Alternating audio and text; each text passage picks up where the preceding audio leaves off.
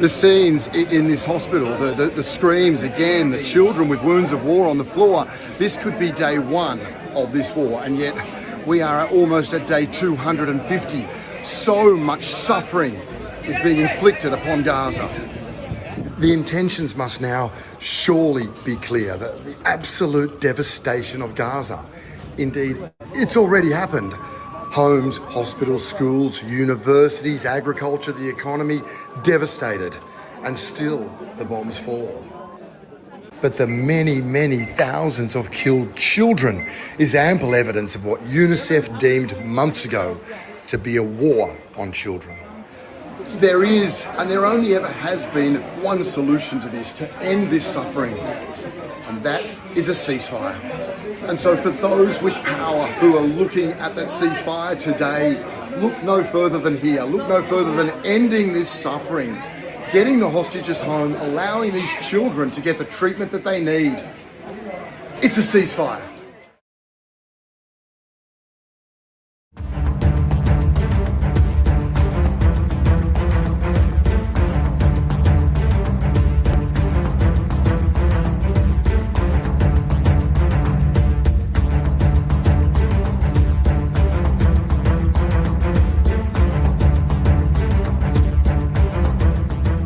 Welcome to the Daily Wrap-Up, a concise show dedicated to bringing you the most relevant independent news as we see it from the last 24 hours.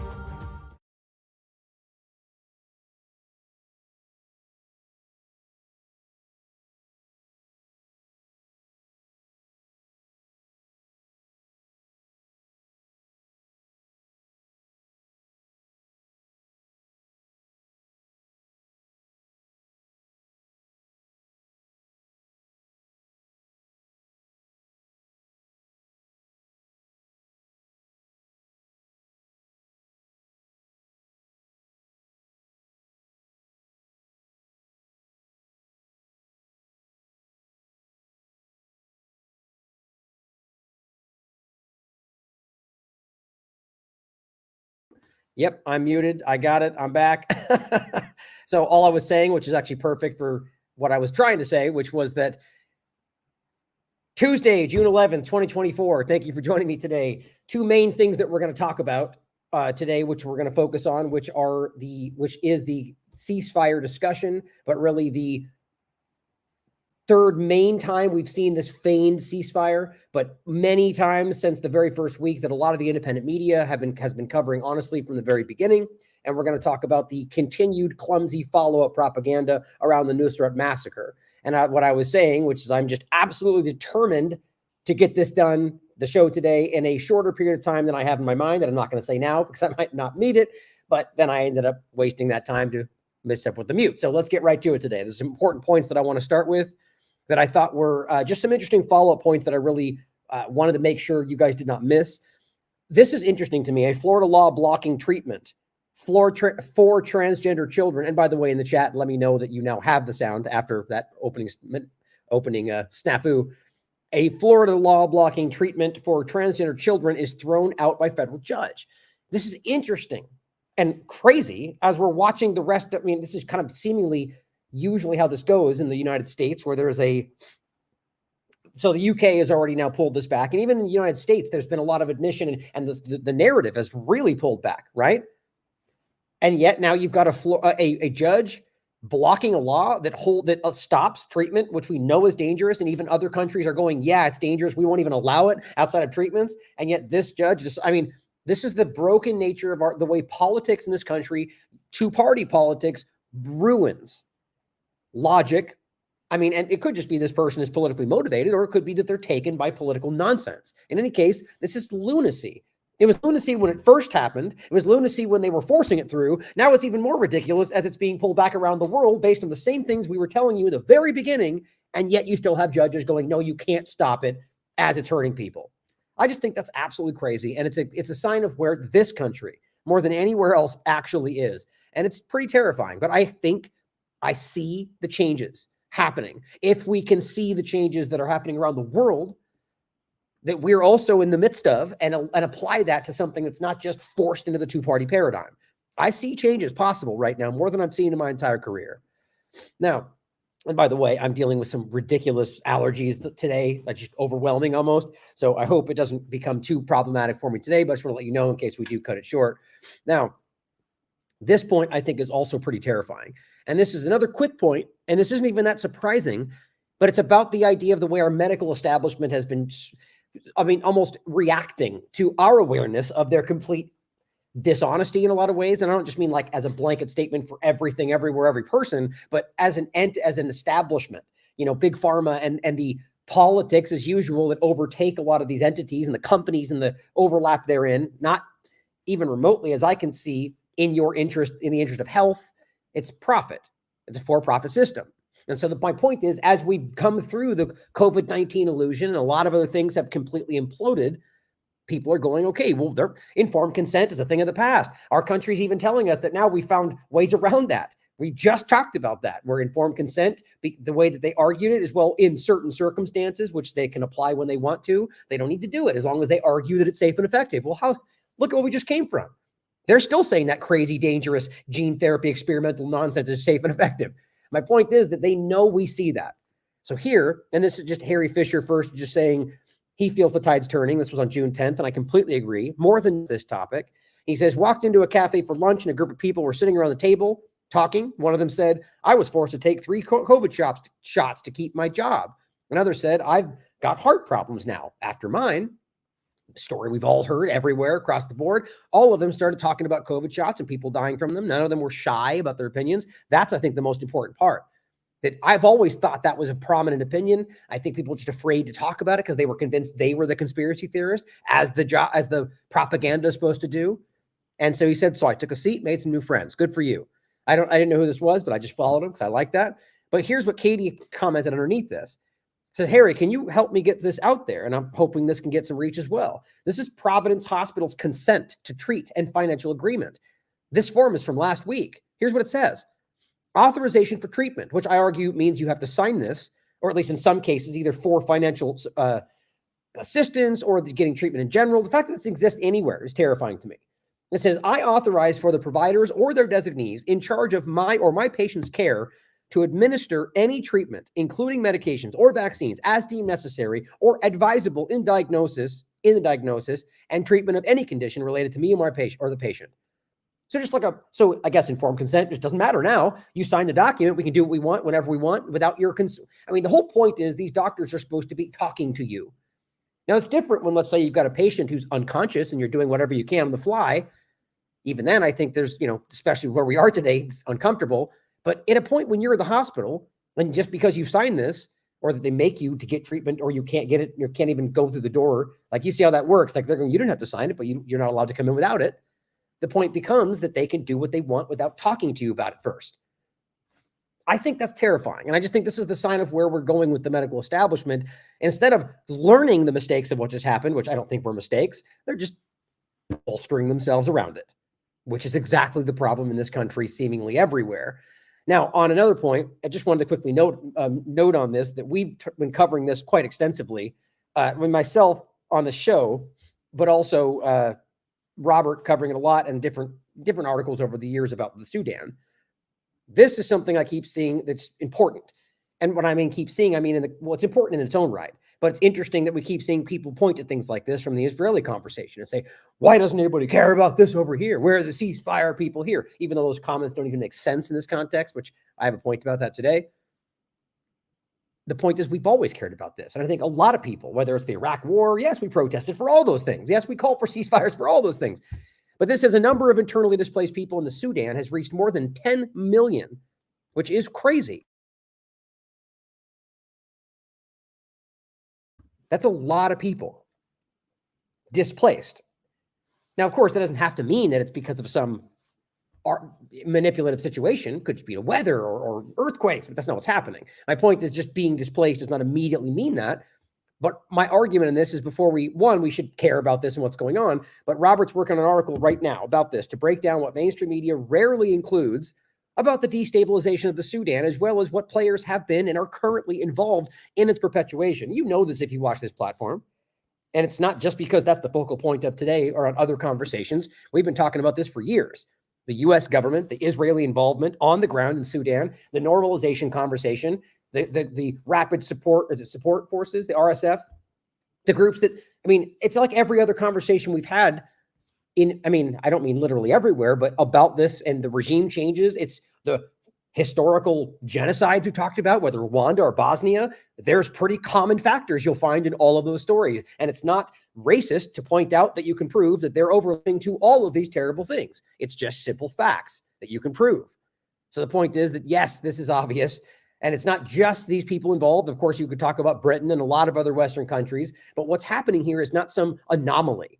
This is, and I'm going to leave it there for Robert's upcoming work, and we'll talk about it more. But this is from April 22nd, 2023. The U.S. is heavily involved in Sudan's renewed turmoil. Western media omits this. This one's really intricate and interesting. There's a lot of overlapping narratives that even I learned after his writing, as well as the fact that, interestingly, on April 22nd, the next year, which wasn't planned, which makes me wonder whether there's some kind of other timeline behind all of this that has nothing to do with what we're doing.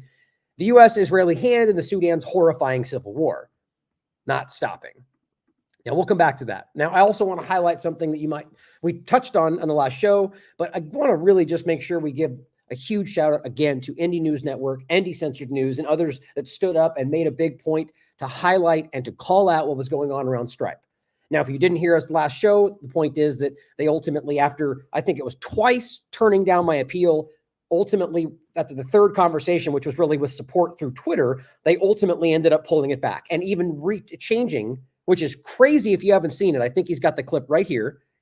Their entire terms of service about this one section, based on seemingly just what we did. The large, if not the largest payment platform in the world, Stripe, or at least in the United States, I think it's one in the world, has changed their terms of service because of what we just did. And I'm not even saying it's dishonest. Maybe Stripe just made a mistake and they corrected it. Good for them. But I don't know. I feel like it's more than that. But you guys can decide for yourselves. Either way, we are now allowed to continue using it, which I argue if you still are, or have like a recurring donation through that with us, I'd recommend just leaving it. Or if you feel concerned about it, then there's plenty of other ways you could support us. But I think their whole point is to get people to kind of stop supporting, or if that's what that was, or other forms of censorship to get you. It's too difficult. I'll go somewhere else. Anyway. Update, we won for now. It says I've been trying to make a big deal about this for about 2 weeks. Indie News Network writes, thank you to everyone who stepped up to support independent media. I just think it's really deserves a big shout out. Make sure you follow them. Decentralized News did the same thing. And this was the clip. The other one's a clip as well. But Decentralized News put out a clip of my show talking about this. So if you want the quick breakdown, which goes into this part, there it is right there. This is wild to me, guys. That's what it said before. If you can see that not on the podcast. Content creation, which seems to box out crowdfunding or any other variation that's not even crowdfunding or donation, just using their platform to have people pay you value for value. Except they integrate with crowdfunding platforms, which I think was the biggest point that was made that kind of made them realize this was crazy. And then within days, this was as of like June 4th or 5th, this wasn't there. All of a sudden, this was April, they updated it. Now June updated again to change it entirely to this. Completely different. And it seems to have a note that like explicitly highlights what we're doing. I think this is a huge win for independent media. If that was dishonest, if not, good for them for correcting their mistake. In any case, it's a big deal. Thank you for both of them for shouting this out and giving us the coverage that anybody in this position would deserve. I think anybody. And that's the hardest part about it is people out there without platforms. There's nobody to say it for them. There's no reach. They take advantage of people like that. And that's why we will continue to speak about it. If you're out there, small channel, no channel, and you're getting manipulated in that way and you feel it's unjust, reach out to me. I will scream from the top of my lungs to make sure that you get support. Now, Andrew Z. Smith highlights something about Twitter I wanted to point out. It says, new Twitter, same as old Twitter. According to TLAV, when Elon took the FBI, I forgot to post that actually. That was, now I'm going to forget where it is. There it is. Beautiful. I got it. I was worried I wouldn't get that. So the article I wanted to post down there. He says, according to TLAV, and really this was according to, this was, I'm forgetting who actually really, the person that brought this to my attention. I can't remember off the top of my head. It's in this show you can watch. Israeli Unit 8200 Tide Company runs Twitter verification. Now, I think Censored Man and a couple of others have been really ringing that bell. We were talking about this all the way back in December 2023.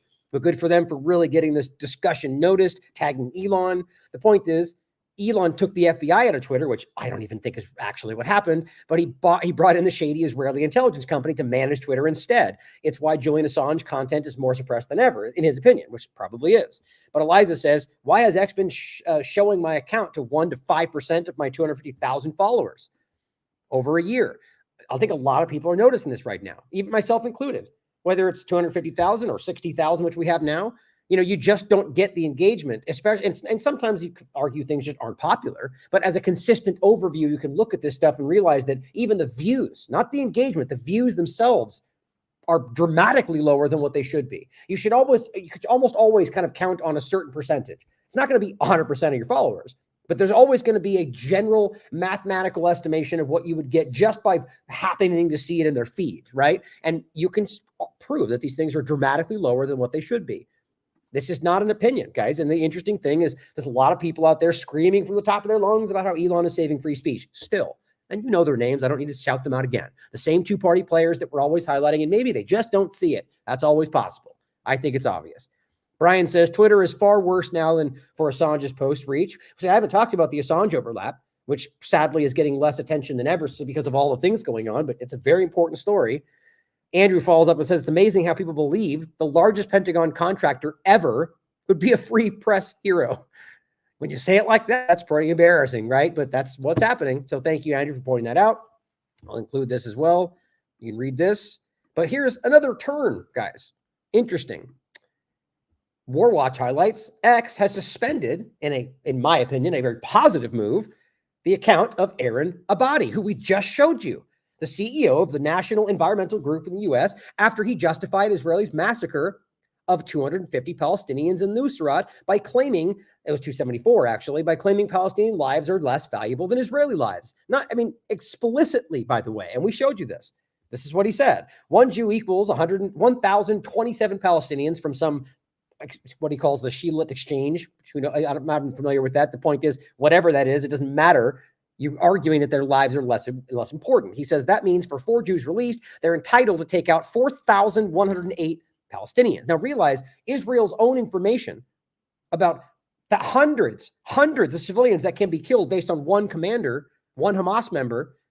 My point is that their own stated policy is not far off from that. And yet Elon censors this. You can look at the 972 article about Lavender and their AI program. It states that explicitly because of the people that spoke with them on the record from the IDF. But he then says Palestinians shouldn't complain, because your child was murdered. Don't complain. It could have been worse, is his point. They got lucky with that many deaths. Count your blessings, he says. And now they're gone, which is good. That's not going to sway my opinion all of a sudden. I think it's a good step. And my point is that I see maybe that was just a little too much. My point is there's a unbelievable amount of information coming out, lies, propaganda, which that's free speech. They have a right to do it. But I'm talking about things that they would argue challenge their terms of service, but they don't mess with. On the other side of it, you got people saying things that don't, which get censored all the time.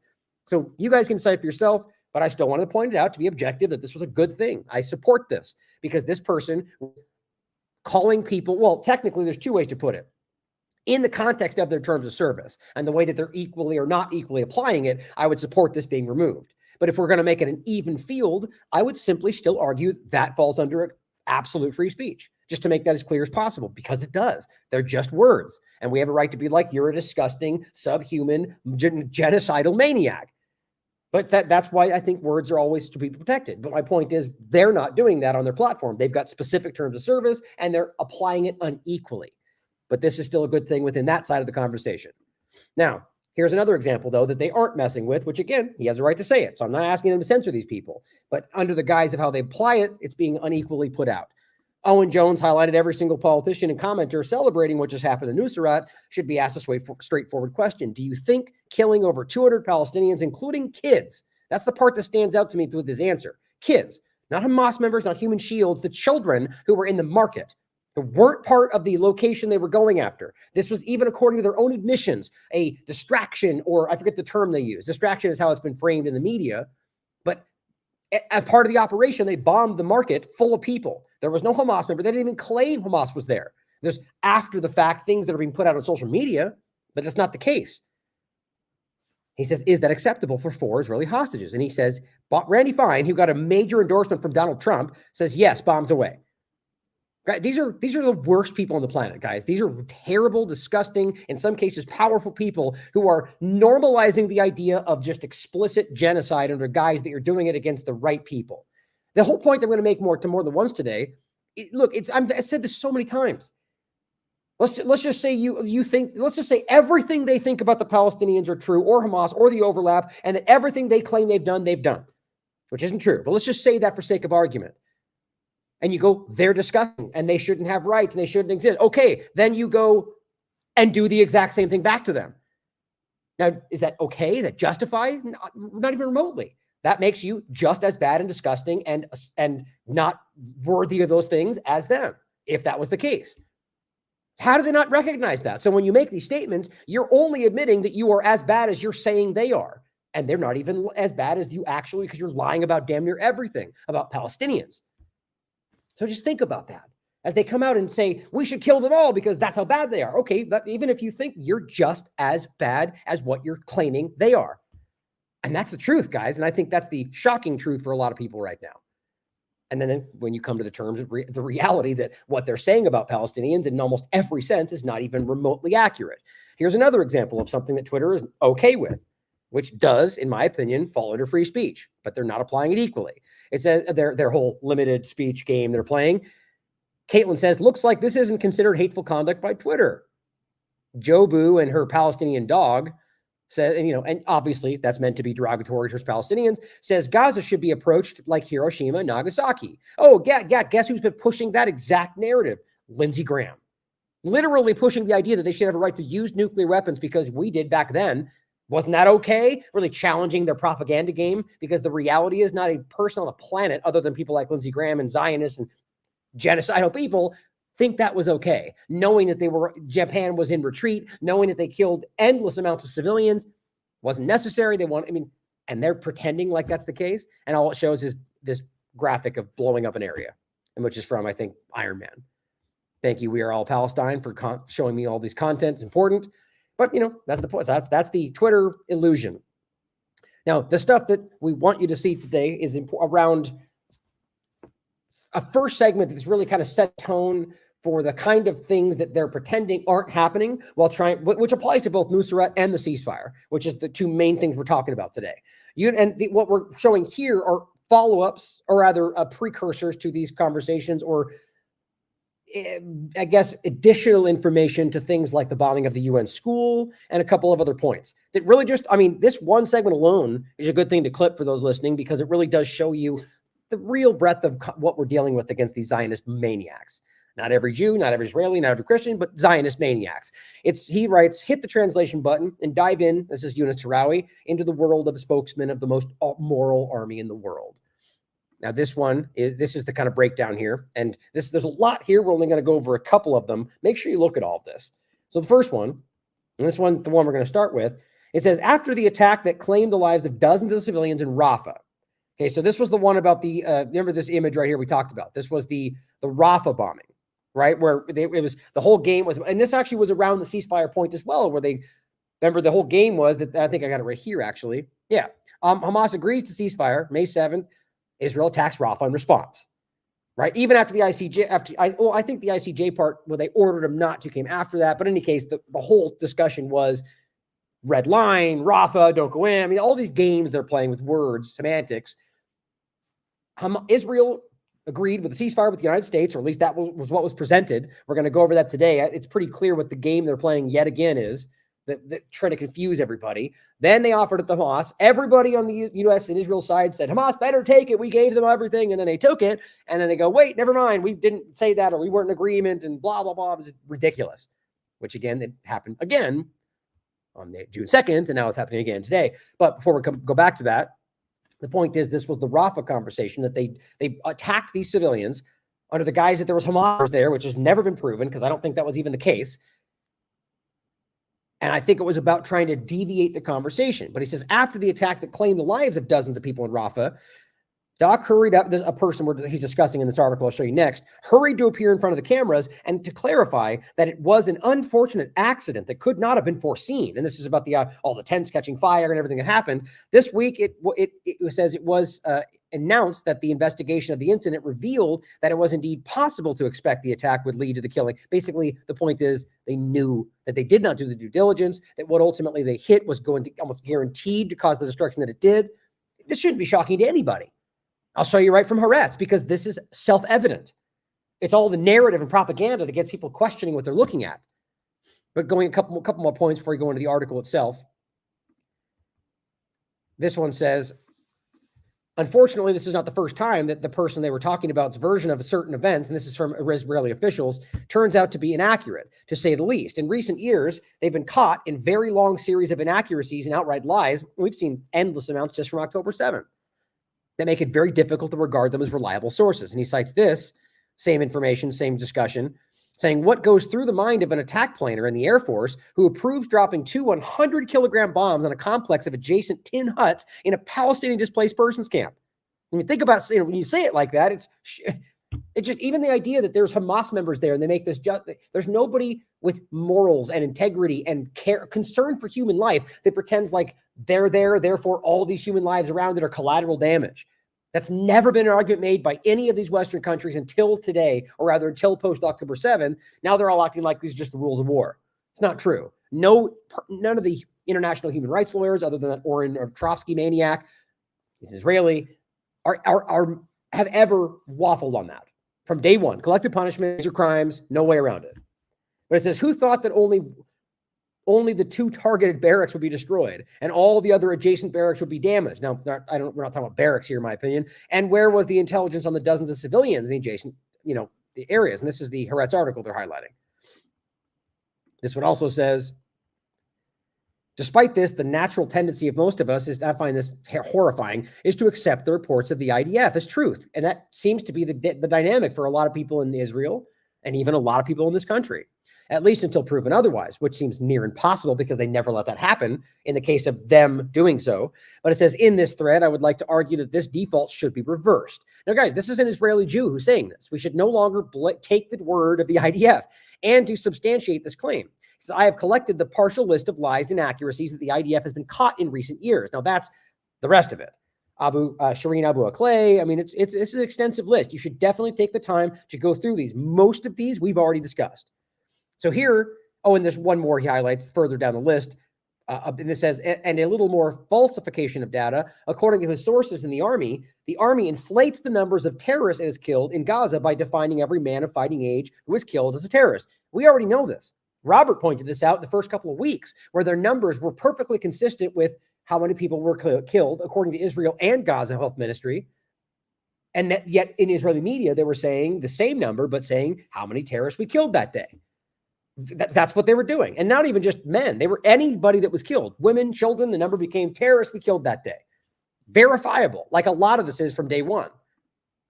Now, here's what's most important. Talking about the massacres leading up into the Nuseirat one we're talking about today, this is from Haaretz. Satellite photos show the attack in which dozens were killed in Rafah was aimed at a dense complex of barracks. Now, I thought barracks to me tends to mean military, but maybe that's not how they're using it. But in any case, oh yeah, see, I'm glad I did this. So, as I said, even Haaretz is now admitting Israel lied about taking precautions to not harm civilians in their recent massacre in Rafah. Only 2 ways to take this. Either they simply didn't care if they killed civilians or they wanted to. Here's what it says. The army said, I'll just see if we can show it to you right here so people don't. Yeah, it's right here. The army said that they tried to make sure there were no civilians in the barracks where 2 senior Hamas officials were staying, which, again, it's never been proven. But security sources privy to the details believe the preliminary planning for the attack was flawed. Very nice way to put that when you murder people. And it says, it seems that no check was made regarding the presence of civilians in nearby barracks. Is that taking every possible precaution? Again, they either wanted to kill them or they simply didn't care. That's crazy to me with all the narrative they're saying. It's not shocking. And again, since I always include these, because I think it's important to show you this from the very beginning, Amnesty International was highlighting this as of October 20th. Damning evidence of war crimes as Israeli attacks wipe out entire families in Gaza.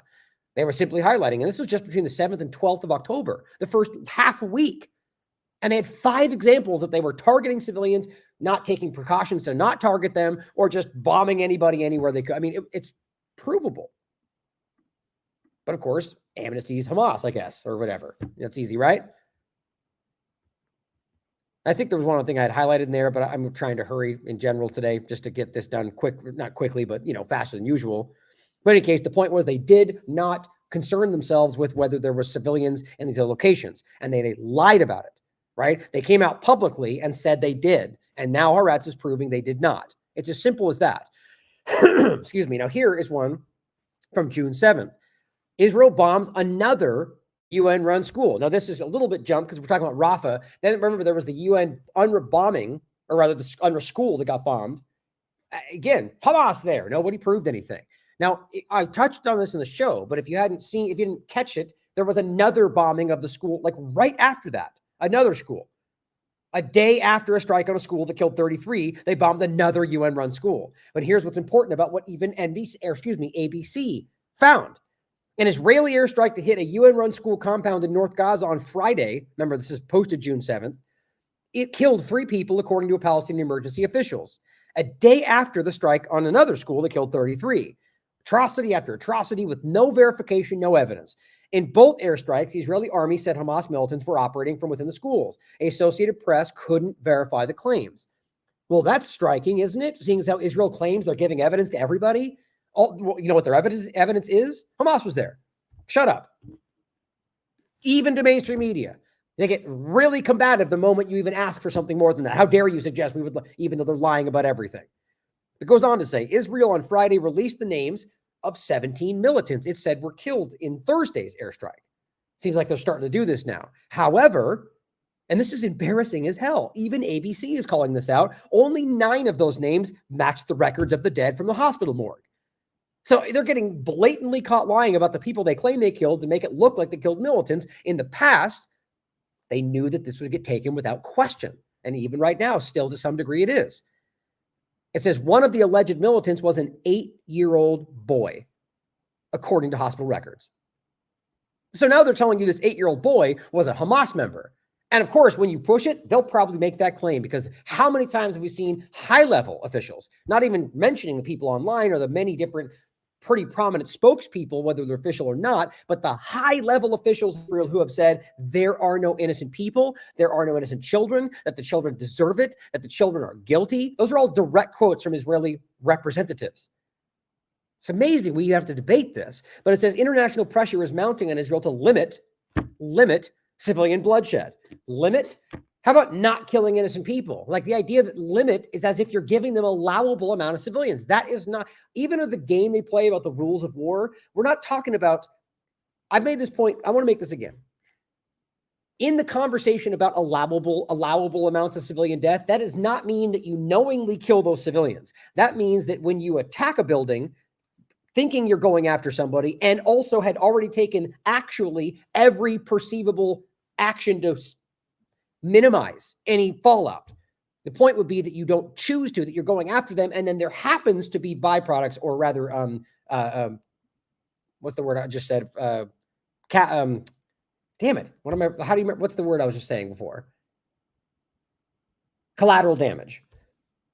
The point is that then you look back and go, okay, so if it was 100,000 of them, well, that's not really in the game or the category of a collateral damage thing where you didn't plan for it.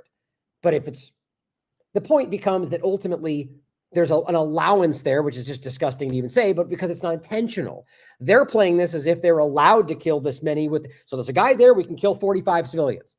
Knowingly is the point. And that's not in any sense legal. That's not how this works.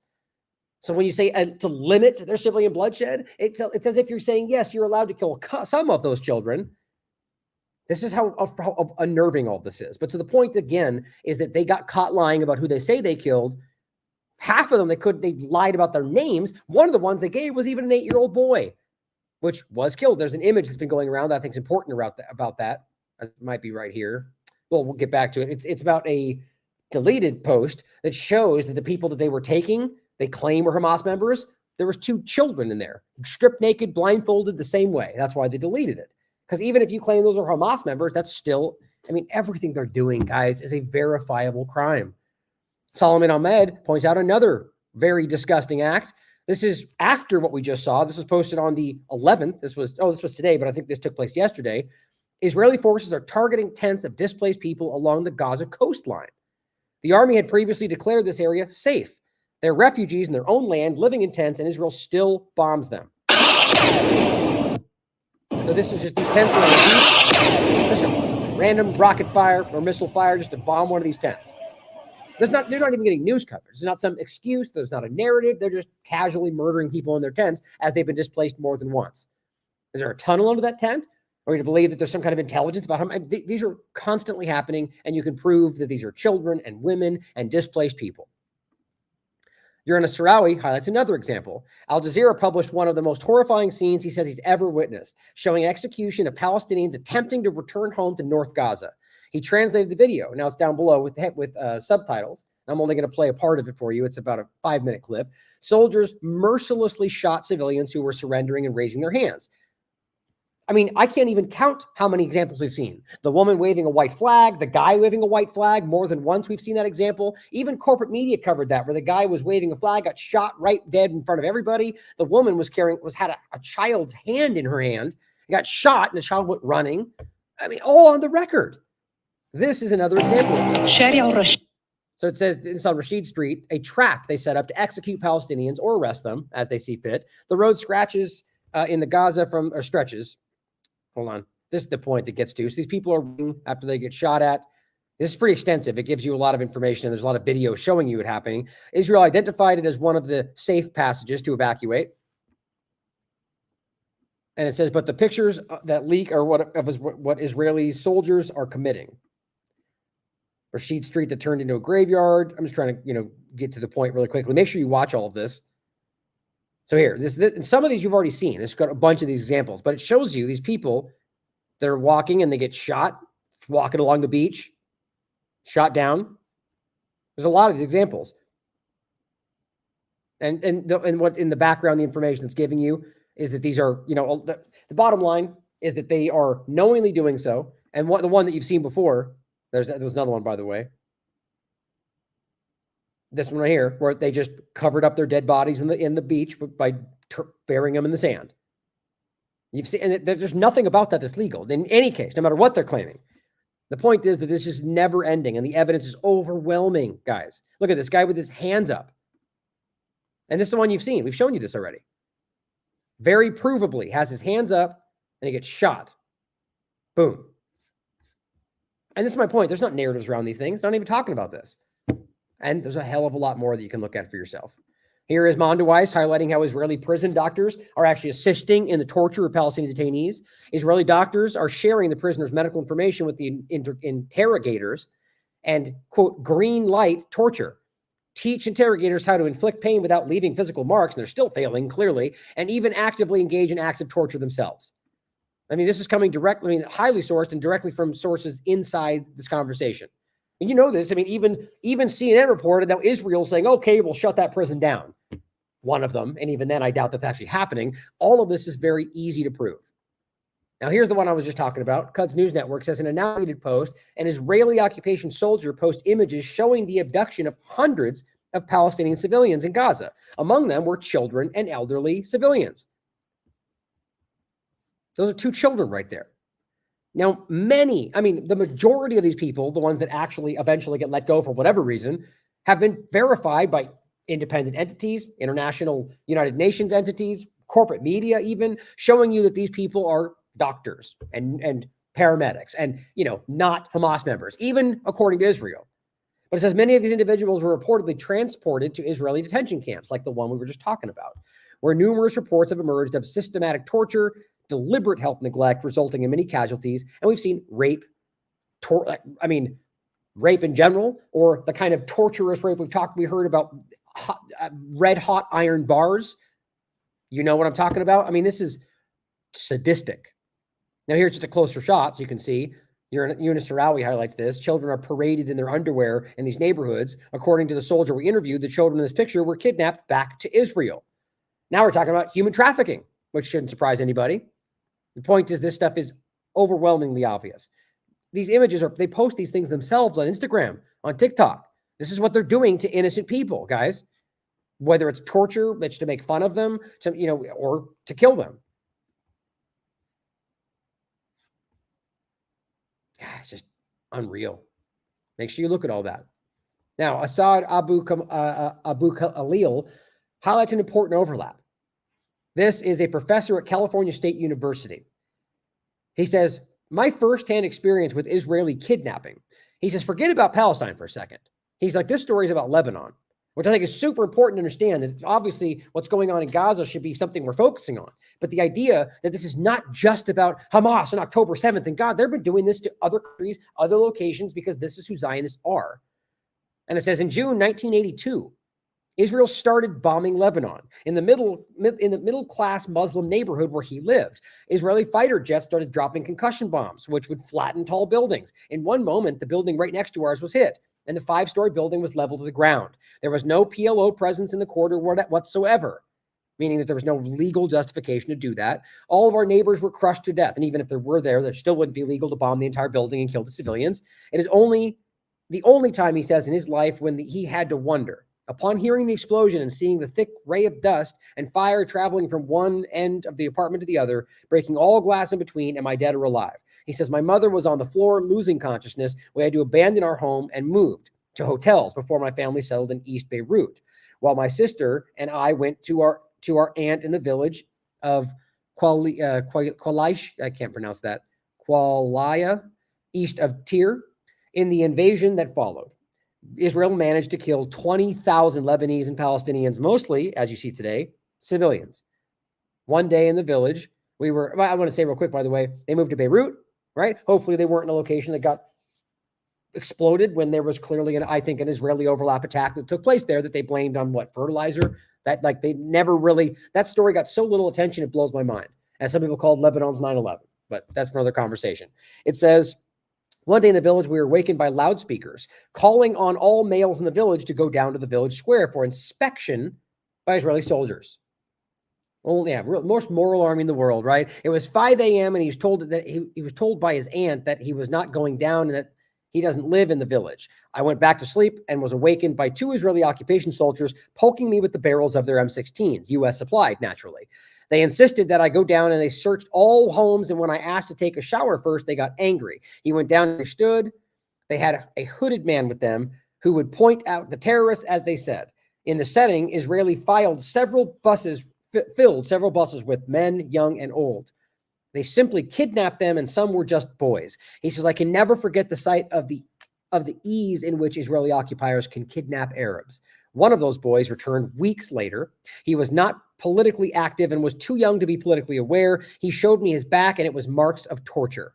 He says, I did not read about that in the Human Rights Watch report. I saw it with my own eyes. The rest of the kidnapped men were held there for weeks or months. This is what we're talking about. This is not new, and it's currently overwhelmingly obvious in Gaza. He says, and many were held there for years before being released in prisoner exchanges. See how old the business of Arab requests for prisoner exchanges? It is because Israeli habitually kidnaps Arabs, men and women, for no reason, and they're held for years without charges. Finally, he finishes by saying Palestinians were regularly being kidnapped long before October 7th, but the natives never mattered to Western media or governments because their lives don't matter, as we saw during this war. Arabs around Palestine experienced Israeli brutality and savagery firsthand. Israel ensured that every generation of Arabs experiences firsthand the savagery of Zionism. Well said.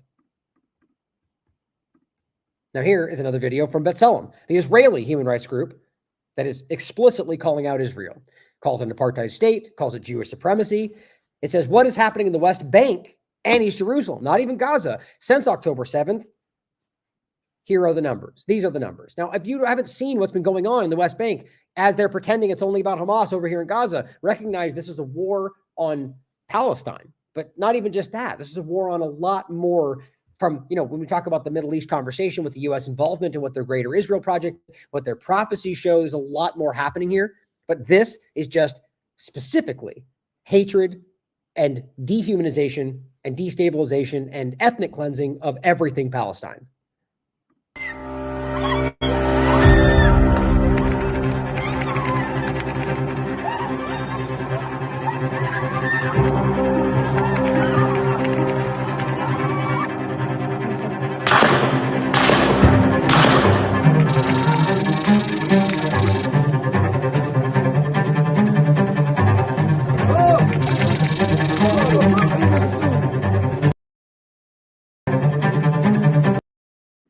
Just don't miss that. I want to make sure the podcast heard this as well. At least 498 killed due to Israel's lethal open fire policy in the West Bank since October 7th.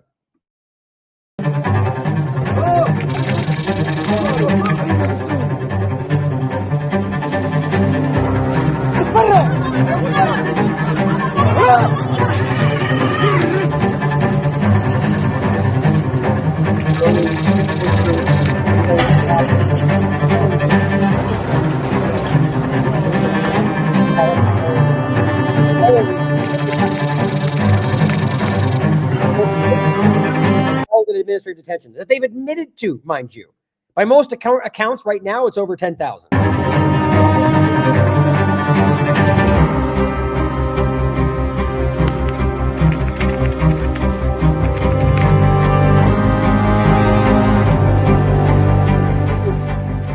One of the leading human rights groups in the world, and it's an Israeli human rights group.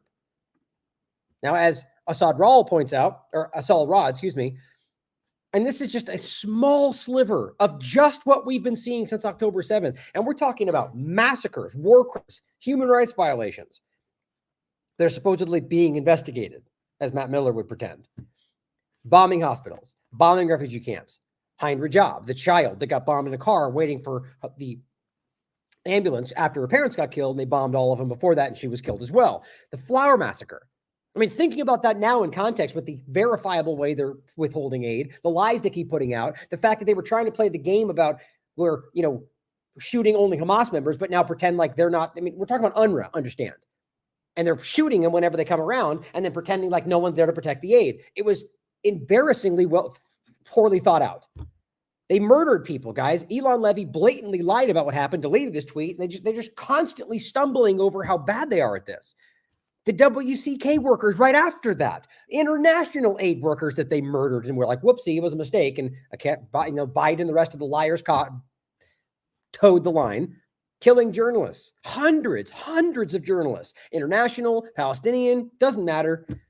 Mass graves, one after another, found after they massacre people in these areas. Organs missing.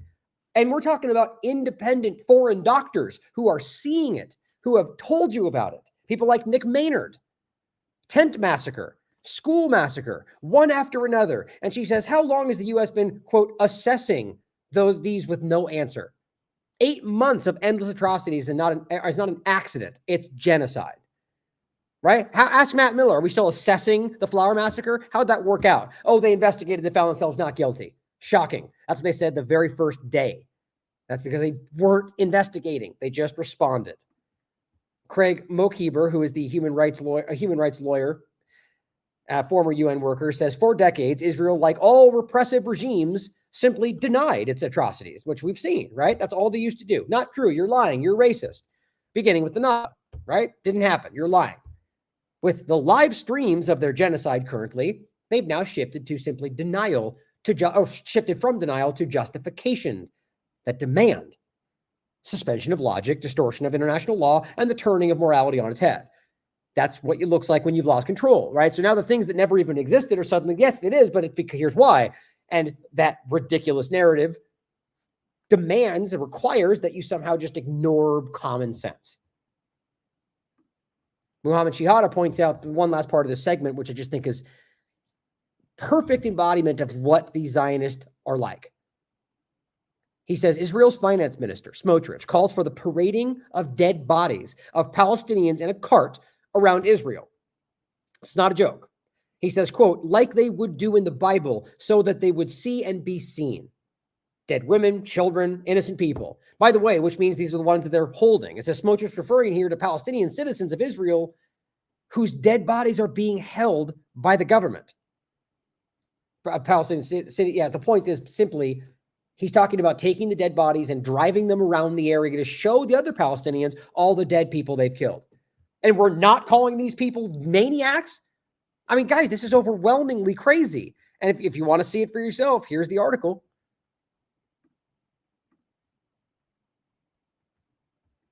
We need to put the bodies in a cart and drag them downtown. That is literally what he said. And he says, we should put the bodies in a cart, drag them to the city like they would do in the Bible. I feel like it's meant to be an insult in every possible way. These are the people that are literally in charge. These are the people that I argue are forcing Netanyahu to take action, even though Netanyahu is a literal maniac, in my opinion. And these are the people that the US government, the UK government, and anybody else are working with, are gaslighting for. They won't tell you that. Now, let's talk about the Nuseirat Massacre. Now, let's remember, this is very easy to understand. As Robert covered on the 8th, the day it happened, now the number has now gone up to 274. Israel murders 274 Palestinians and rescues 4 captives with U.S. backing. Now, it was very simple. The peer, the overlap, the lie about it, the use of Israeli and U.S. and British personnel, including hostage elements of negotiations to manipulate the conversation, hiding in plain sight as civilians, which is a crime, even overlap with a human shield dynamic, using humanitarian vehicles to infiltrate, using surreptitious action to climb up to buildings, jump into rooms that were full of civilians, executing every one of them. Many examples of testimony showing you and torturing, sadistic action, killing anybody in sight, and also bombing a market that wasn't in those buildings, wasn't related to that, arguably just for distraction or maybe just to hurt people. So what you need to understand is when they keep going, they were holding them. The market bombing was not the same argument.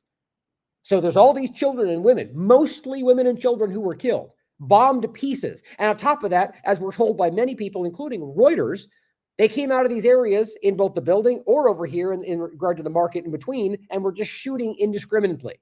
As they said, it was like a horror movie. That was Reuters. It was bodies ripped apart and scattered across the area. So this game they're playing about how it was all, even suggesting, as John Kourikos admitted, we'll have to go back and investigate to find out who was really involved. So they told you on the record that they didn't know. They bombed and we're going to go back and find out later. That's impunity. They're acting with at least perceived impunity. Important to understand that. Now, here's my follow-up on the next day. Under the guise of ceasefire talks and humanitarian aid, a joint U.S., Israeli, and UK op killed 274 Gaza civilians. Now, the point is under the guise of pretending they want a ceasefire. So at the moment this happened, they were pretending they were in the midst of a ceasefire conversation, knowing they were just about to murder people.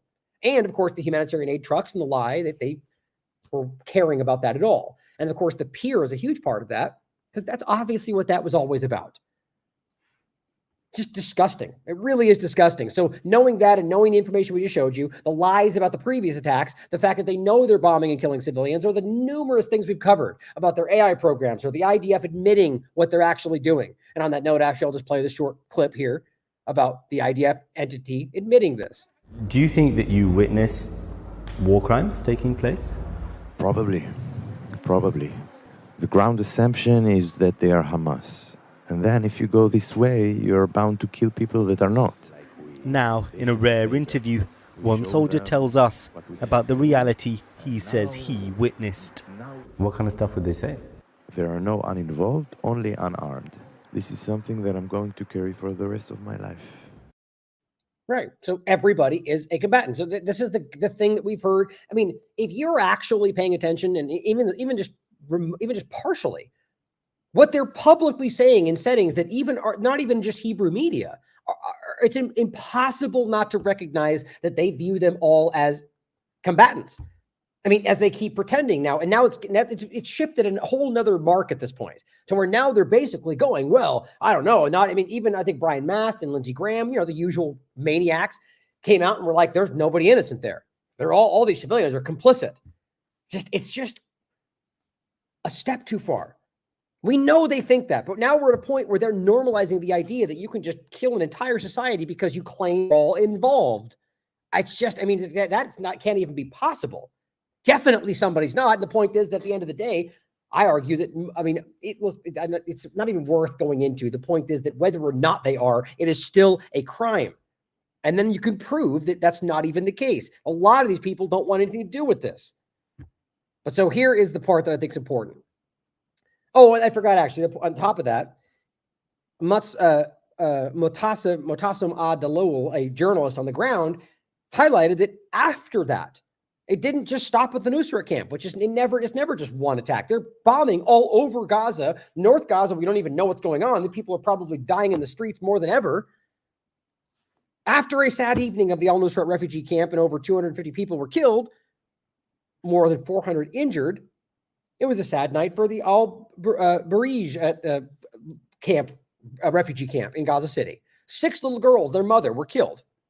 4 people, including 3 children, were killed in a different location, the Al-Daraj neighborhood. It just one after another. Children, women, predominantly. As UNICEF said, this is a war on children. There you go, guys. Same day. That didn't even get coverage because we're focused on the other one, but it's all narratives in Hamas, right? Well, here's what Jeffrey Sachs has to say about this. And let's not forget, that was the part that I didn't even include. They killed 3 of their own people, their own hostages, to take 4 back, and lost more soldiers than any of that, and killed 274 innocent people. And that's supposed to be a success. Here's what Jeffrey Sachs has to say about it. It was a brazen, disgusting action in which the United States, again, was surely complicit. These are war crimes, and they are very serious war crimes. And the fact of the matter is that these 4 hostages could have been released absolutely peacefully according to the deal just voted by the UN Security Council. There is no justification whatsoever in killing 270 plus, and the numbers continue to rise, and wounding hundreds more for 4 hostages that could have walked out peacefully on the basis of a ceasefire agreement agreed by Hamas and rejected by the Israeli extremists. So this was another major war crime, and I'm sure that the United States knew about it. It may have been actively complicit in it, but it is the kind of outrage that will only stop from the outside. It will only stop when the United States finally has enough of its complicity in genocide. Which I argue at this point, they're too far involved, right? So they need something else to happen, which is pretty terrifying to think about, right? At this point, they're kind of painting themselves into a corner with one of the worst genocides we've seen in living memory. Omar Badar points out, simple thought experiment. And again, I've said this already, but it's worth repeating. If Hamas today invaded Israel, killed 270 Israelis, innocent Israelis, and rescued 4 Palestinians from their torture dungeons, which even CNN and even Israel's, will shut it down. An actual torture dungeon, an actual torture prison where they're torturing because everybody's involved, not the terror tunnels and the terror this and the terror calendar and the games they play with words, but actual terror dungeons. And they rescued 4 from those locations being held without charge, according to everybody. Would our politicians celebrate, or would they condemn the massacre? Everyone knows the answer. It's stark. It's obvious. It's hypocrisy. And here is a child who's telling you what happened to him in the process of all this, who just lucky to get away with his life. A young boy, Jeremy Lafredo, is posting this, and this is subtitled, but I'll just read what he says here. You can watch it. A young boy from Al-Nuseirat explains that the soldiers who raided his family home extinguished a cigarette in his neck, and he shows you on the left here, you can see it, and killed his 12-year-old brother, and they were not Israeli military. Again, they were American special forces. Those who attacked us in our home, he says, were not Israeli forces. They were American special forces. They were American. And Biden, he says, the guy who talks about humanitarian aid and who built the pier is bringing tanks through the pier. And the person who killed my brother is one of them from Biden's army. Now, that's his opinion. Of course, he could be mistaken about any part of it. But obviously, without even him saying that, we know this stuff is true, guys. And this is terrifying to think about. Now you've got American soldiers putting a cigarette on the neck of a child, killing innocent people. Guys, they're not just involved, they're doing this. So it's, I mean, equal at this point. I mean, and not, I don't mean necessarily mean in every action that's happening, like as in they're both standing side by side. My point is that the completely guilt is equal, in my opinion, based on the fact that the United States is funding this, arming this, and now currently, and probably from the very beginning, we've proven this, have been involved in the ground. Rami Abdul from the Euromed Human Rights Group says the Israeli foreign minister, and this is a follow-up on the claim they're making about the journalist they claim was holding the hostages. We made this point briefly the other day, but I want to make sure you see this directly from him as the chairman of the Euromed Human Rights Group. He says the Israeli foreign ministry claimed, he says this was today, this was on the 9th, that at noon, that the hostage, the woman, Argamani, who they claim was held alone, the other three somewhere else, was in this journalist's home, who they murdered, by the way. Then the army released a tweet right after that, stating the three hostages were there with him. And remember, the narrative from the IDF is there were three in one building and she was in another. And the point is, the Israeli Foreign Ministry goes, she was with him. And the army comes out and goes, the three were with him. Oops. He says there is an obsessive effort to blame citizens who were executed inside a multi-story building house housing several families. It's just one after another. It's not even that we have to look for the light. They're contradicting themselves. Now, yes, of course, you could argue in one case or a couple cases, it could just be mixed up or miscommunication, but this is consistent, near ubiquitous. Sam Husseini highlights in it because of the peer conversation, because everyone with a brain can see that that's what's going on there, that it wasn't ever about humanitarian aid. And if it was about using it as cover. The UN World Food Program has halted aid to Gaza through that peer 2 days after they used it for the attack. It's obvious. I mean, this was probably a planned byproduct. It says the World Food Program says 2 of its warehouses were bombed during the operation. So that's on top of everything else, a part that's not even getting highly discussed. Times of Israel says UN Food Organization halts the aid. And guess what they're going to do? The Elon Levies of the world are going to go, see, they don't care. They're going to starve them, even though and just use it to lie even more. The bottom line is they bombed their warehouses. They used what was supposed to be aid that never even got delivered to pretend they were doing it and to kill people. So these people are going, well, one, we don't want to be a part of that. And two, it's dangerous for us because you're bombing us when we do it anyway. And yet that's their fault now. That's how stupid this conversation is. On top of all of it, this is how Wikipedia highlights the conversation. They call it the 2024 Nuseirat Rescue Operation. And he makes an important point here. Now, I think he's well aware of this. He's just trying to trigger a conversation about it.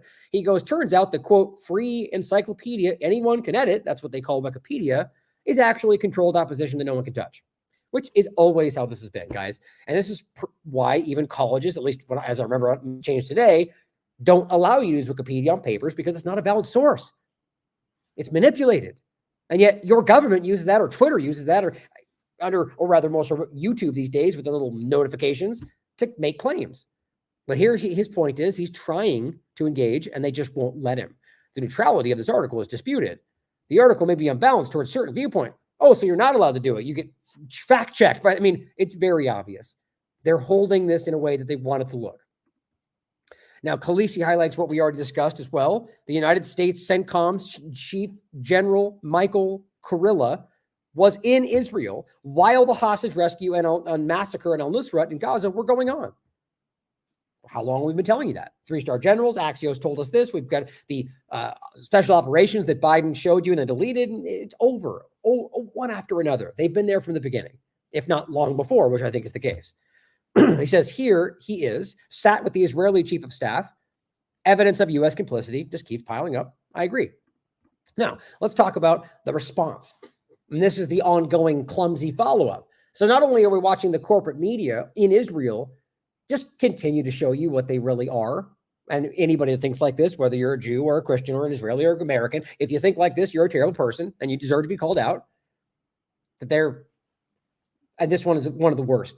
Dancing along with a song that is making fun and making light of and praising the killing of innocent Palestinians. Not just Gaza, Hamas or Palestinian, but innocent, knowingly killing just all Palestinians, and the dance is about it. He says, my heart is split in two, between joy. This is what I'll actually start with this one. Yarden tweeted yesterday, and this is somebody else. This is a PhD student in Israel, ex-Haaretz writer, tweeted yesterday that she's torn between being happy for the released hostages and feeling sorrow for scores of Palestinians killed by the army during the operation.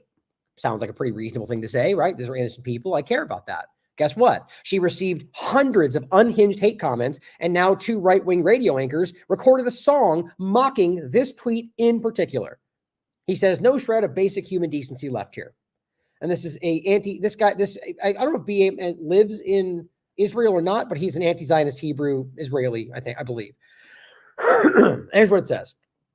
These words, my heart is split in two between joy for the hostages and sorrow for the people killed. These words that were tweeted yesterday by an Israeli when the confirmed death toll was still in the dozens, mind you, triggered hundreds of Israelis to reply with violent hate comments to the writer. Right-wing radio hosts thought it was so hilarious that they recorded and played a song mocking it on their show. Goldstein can be seen dancing as he sings about dozens of murdered Palestinians. Because realize what they're taking the words from are the idea that we're upset about innocent people being killed. So they're making fun of and dancing and laughing about innocent people being killed. Make sure you don't miss that. Shai Goldstein is a veteran radio host who used to be a so-called liberal and is now a full-blown genocidal Netanyahu fanboy. That's what he writes. He says he used to write speeches for Netanyahu and worked for the Likud. As you can see, heart split in two. See, joy, sorrow. Heart split in two.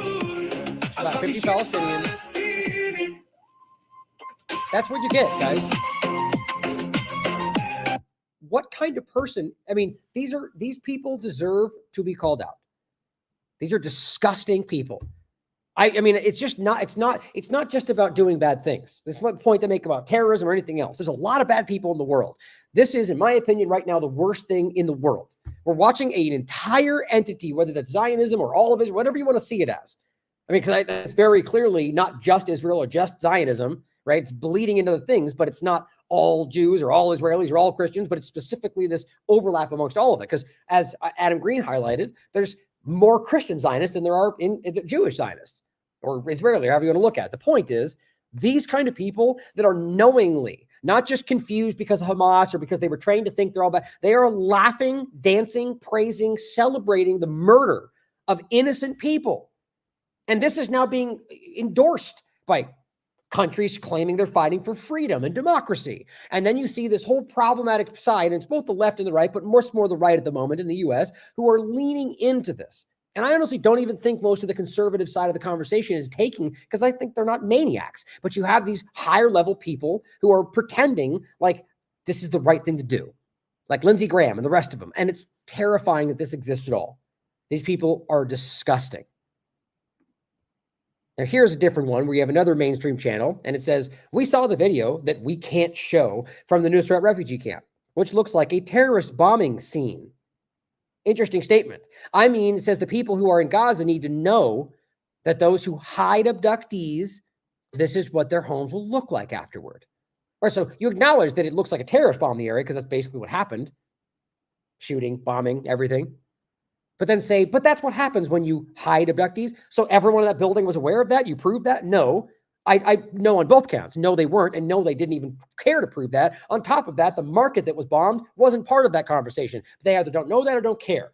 But his point is, Channel 13 justifies the murder of Gazan civilians and perhaps inadvertently reveals the actual policy of the Israeli news outlets not to show the horrific consequences of the genocide in Gaza to the Israeli viewers. Because even people that are on their side will kind of be shocked by the horror of what they're doing.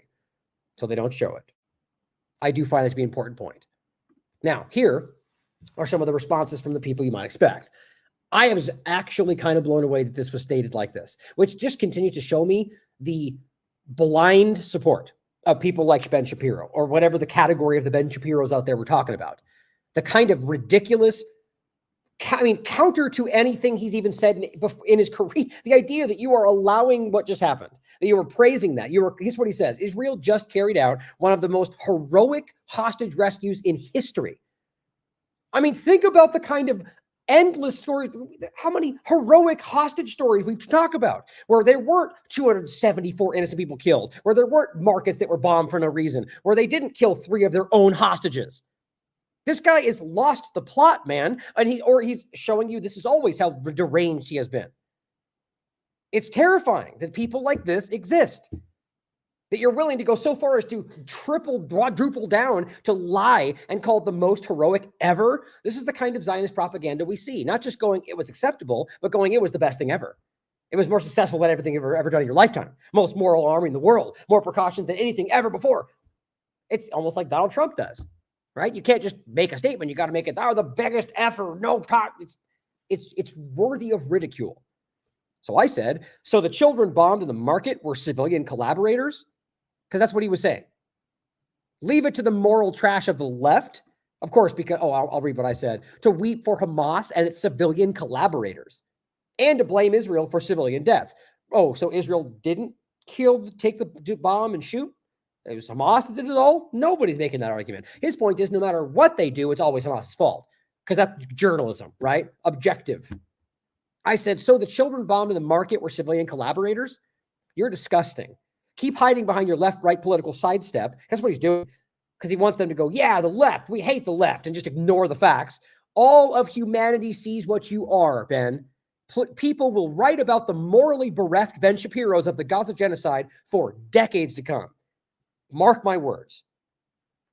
And this person says, what about the children Hamas massacre on October 7th?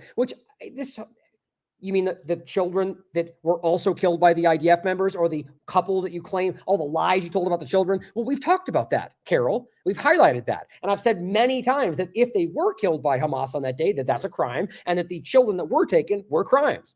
But what does that have to do with you pretending that children murdered there? Like the only way to take that point is that they're allowed to ignore it because we ignored that side? Again, you just can't help but admit that you are as bad as what you're pointing at, even though what you're pointing at is a lie. That's the whole idea. By saying that, it means that we're both supposed to be allowed to ignore it. You're disgusting and ridiculous and stupid. And this person down here simply highlights that the most deadly year on the record for children was before October 7th was happening in 2023. Just shocking, guys. It's absolutely shocking. This person deserves to be ridiculed. And speaking of someone who deserves to be ridiculed, I mean, gotta be, in my opinion, just gotta be one of the most disgustingly ignorant, wrong-headed people on the internet right now. And not only that, I can prove to you that half of what he says, he's knowingly lying about in the interest of their agenda. Michael Rappaport. I'll just play it for yourself. This guy is so lost in this guy. I think it ultimately someone like this, who is really not that informed at all and really pretty stupid at the end of the day. And I mean, like from an intelligence level point, you're trapped in this now. Like, let's say he woke up today and was like, wow, I'm actually wrong. Do you think he'll just say that? No, you've painted yourself into this corner. And frankly, I think it's pretty clear that he's getting some kickback for this. That's pretty obvious. So he's just going to go as hard as he can. That's what these stupid people do. You just scream even louder. Listen to what he says about this. Oh, Instagram censored our show. American hostages being held in civilian homes in Gaza for 8 months is worth whatever the it takes. Okay, right. Just to make that clear. So first, now it's only about the American side of it, right? In fact, I wasn't even aware they were all Israeli Americans, but regardless, it's funny how when you speak to one audience, it's all about the fact that they're Jewish. Over here, it's all about, this is just straight up clumsy and obvious on the surface propaganda. He's trying to make Americans feel about, what about the 600 Americans in Gaza that you don't talk about? See, it's not about Americans for you. It's about Israelis. It's about Zionism. That's what it's really about. But whatever it takes, that's as stupid as what's his name? I'm blanking on it. The guy with a stroke who's in Congress, he was down before that. Anyway, the point is, you come out and just say that there are no restrictions. Unfettered support. Oh, Fetterman. That's funny. Fetterman. Basically saying, no matter what, we'll back to Israel. Okay, well, you're basically admitting no matter what they do, you don't care. That you're being stupid when you say it. Same thing here.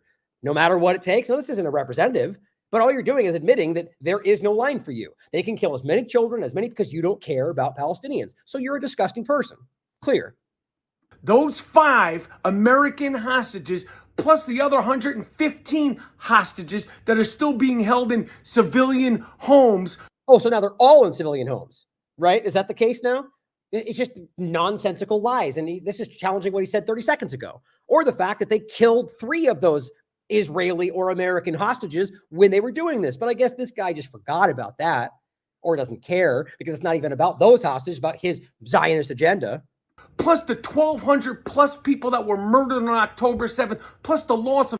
1,200 plus now, except that's been brought down to well below that more than once, according to their own officials.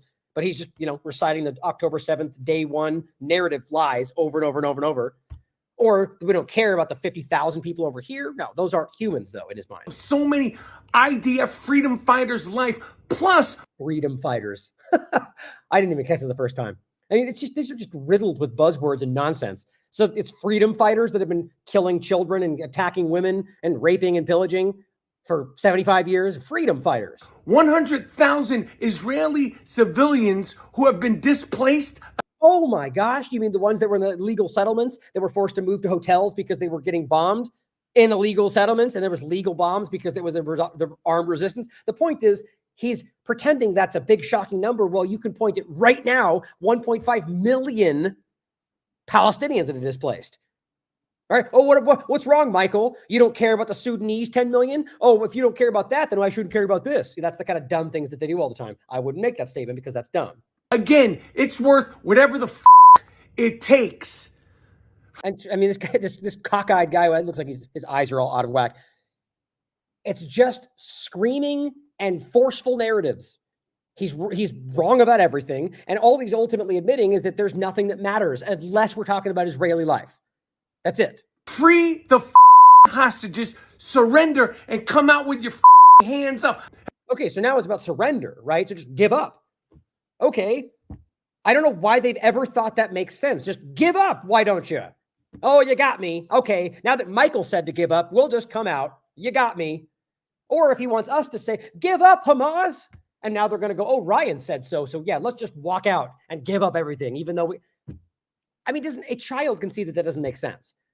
And the idea is that everything they're doing is clearly at the expense of everybody involved except for Israel. Have you seen a redheaded baby?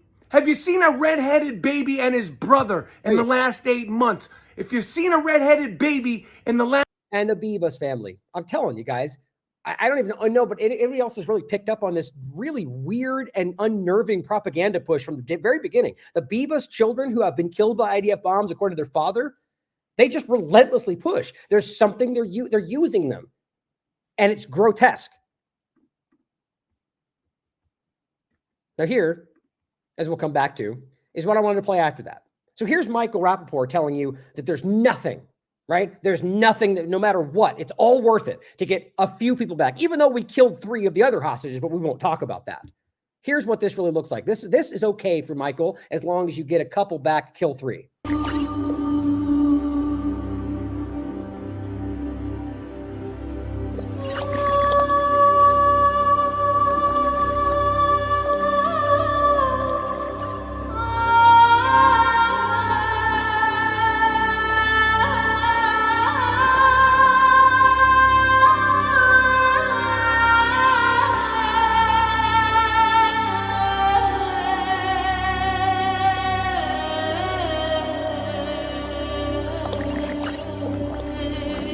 So 13.5 football fields of dead children, women, and men laid side by side. The amount of people that they've killed so far, innocent civilians, would fill 13.5 football fields. But according to him, that's okay. That's the point that they're making. And that's the point that they're solidifying for people that are also that sociopathic or psychopathic in the world. Other countries that might be okay with that, but they haven't been because they thought they'd be held accountable. Well, guess what? They're going, it doesn't matter. As long as we claim that they're not like us, or they look different, or they voted for the wrong person, who cares? Because I matter. My thing matters. These are children we're talking about, guys. These are bad people who are praising the lowest common denominator, the worst of human society.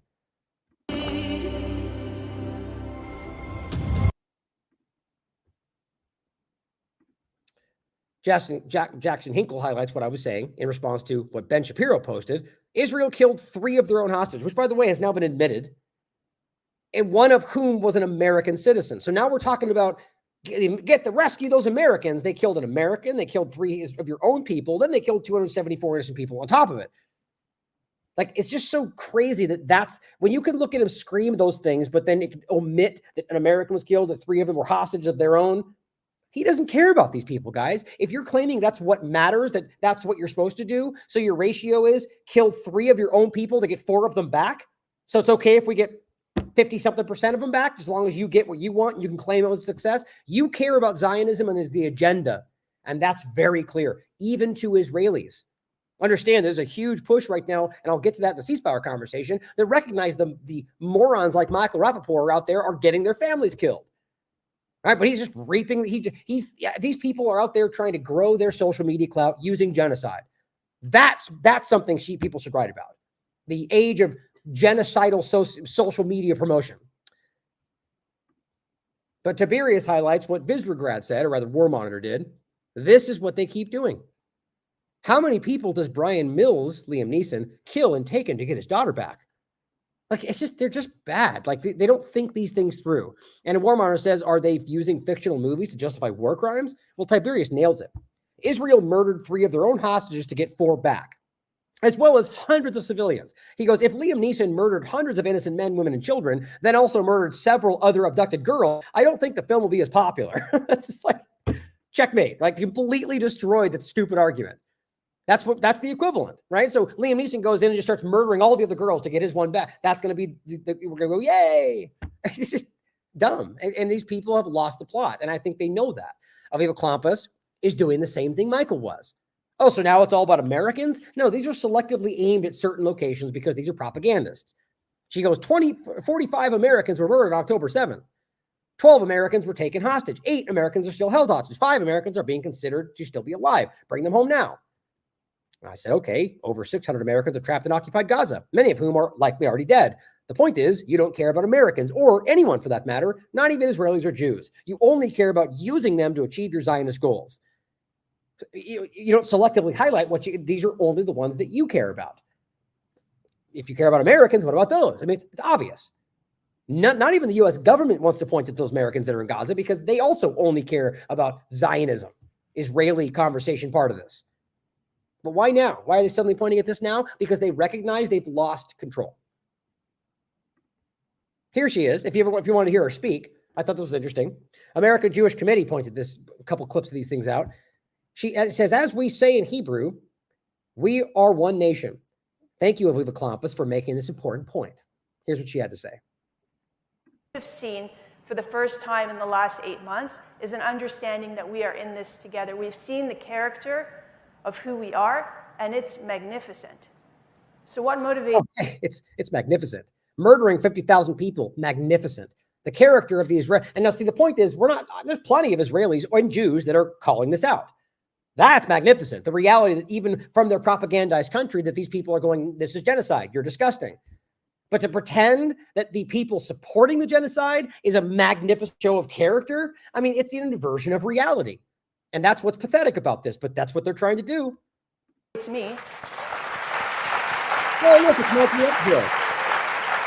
And what should motivate all of you is to be worthy of the people that we belong to because they deserve the very, very best. Of course, what she's talking about is the Jewish community, which is not the reality. We're talking about Israel, a country, and as a not a religion. This is the game they play. Zionism has manipulated Judaism. That's the whole point we've made 1,000 times over. And a lot of Jewish communities are screaming about that right now, the anti-Zionist Jewish communities. So just the fact that there are anti-Zionist Jewish communities proves that there is not just this one thing. They're lying about it.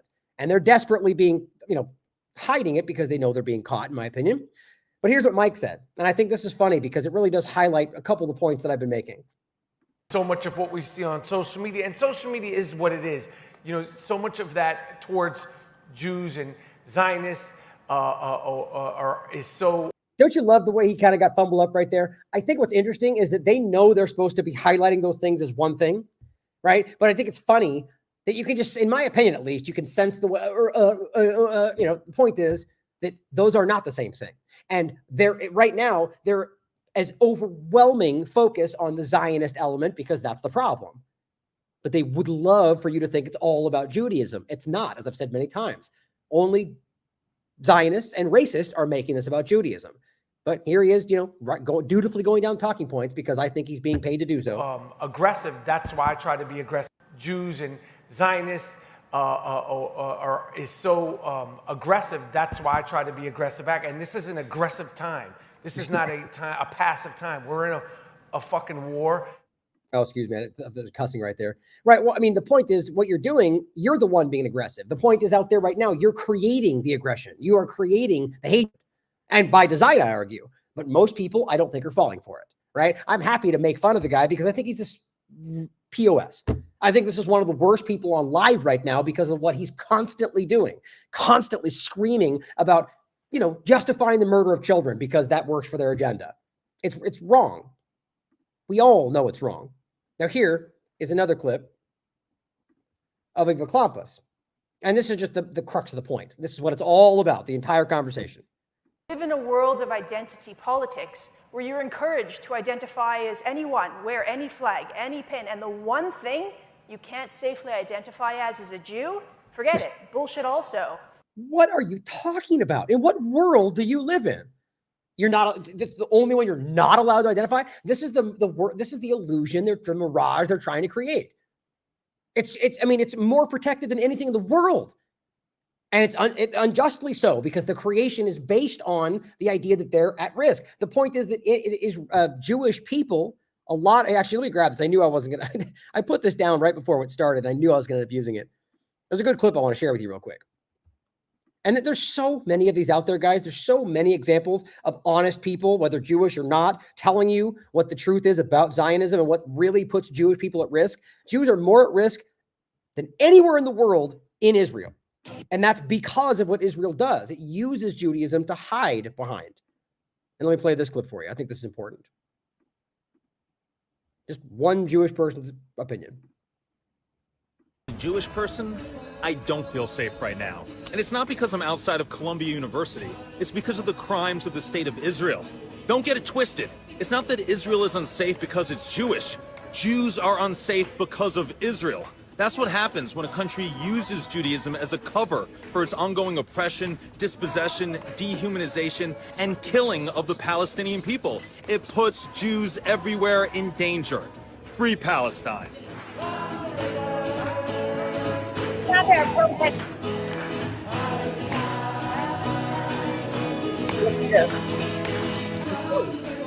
Almost every single one of these pro-Palestine protests are being at least involved with the Jewish community or are being put on a Jewish organization. Holocaust survivors standing up and supporting this. There's just no way to keep hiding all of this under the illusion of anti-Semitism.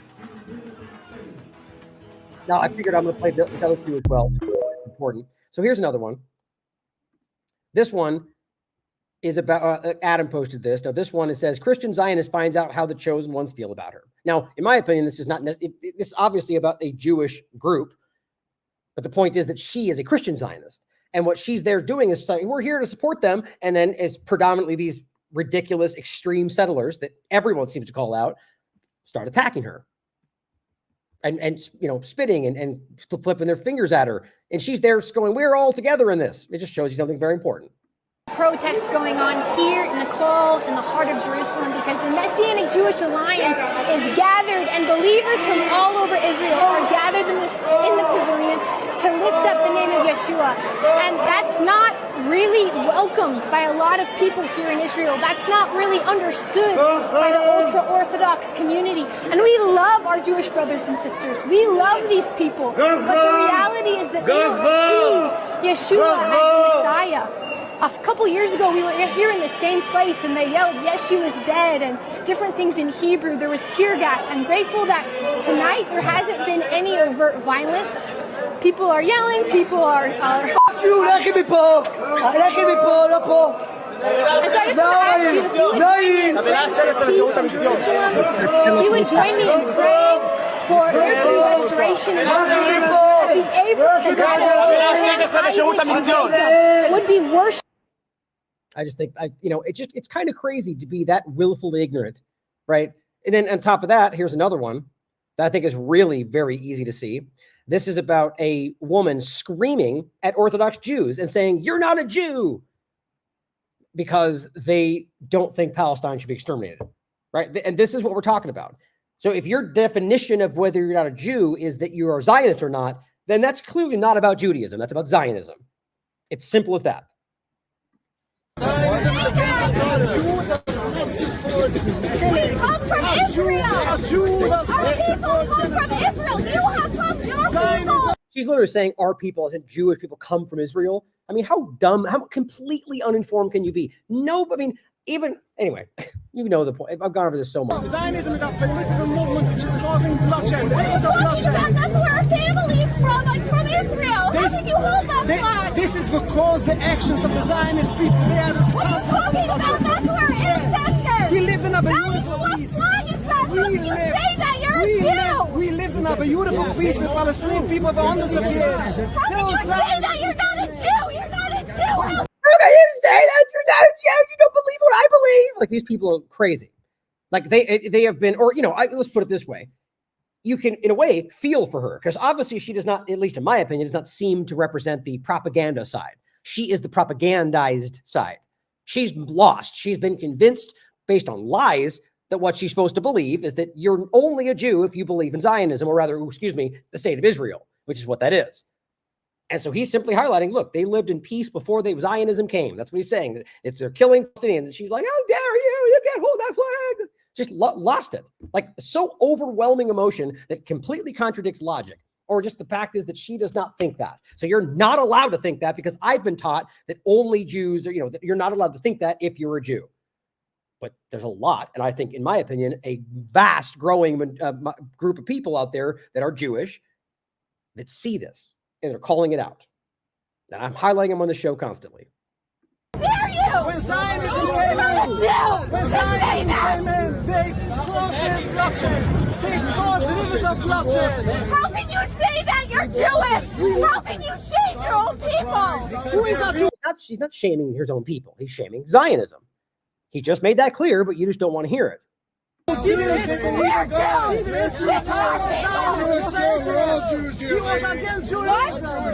all Jews here. Yeah, so how are they saying that? Because they believe in God. I don't want that. Because they believe in God, right? Because you're not believing in Zionism, you believe in your religion, which means that you shouldn't kill innocent people. That's our country. And the Talmud says not our country like that. That is our country. How dare you say that about our own people? What's wrong with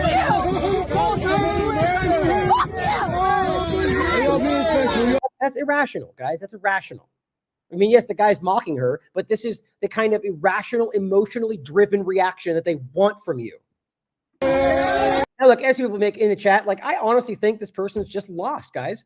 She may be like, my point is that if someone is manipulated and lost in this, it's likely that they're a good person that cares about people. They've just been manipulated into thinking that they're killing evil terrorists. They don't even know the full picture. Now, I could totally be wrong. Maybe she's an evil person. I'm just saying that it's important to make sure you understand that there's a lot of people in any conversation, especially two-party politics in this country, that are wrapped in the emotional side, and they think they're doing the right thing. And that's because these terrible groups, led by terrible people, have enough power to convince people through the media, through propaganda, through any number of things that they're doing the right thing. And then they're told that, patted on the head every 10 seconds their entire life.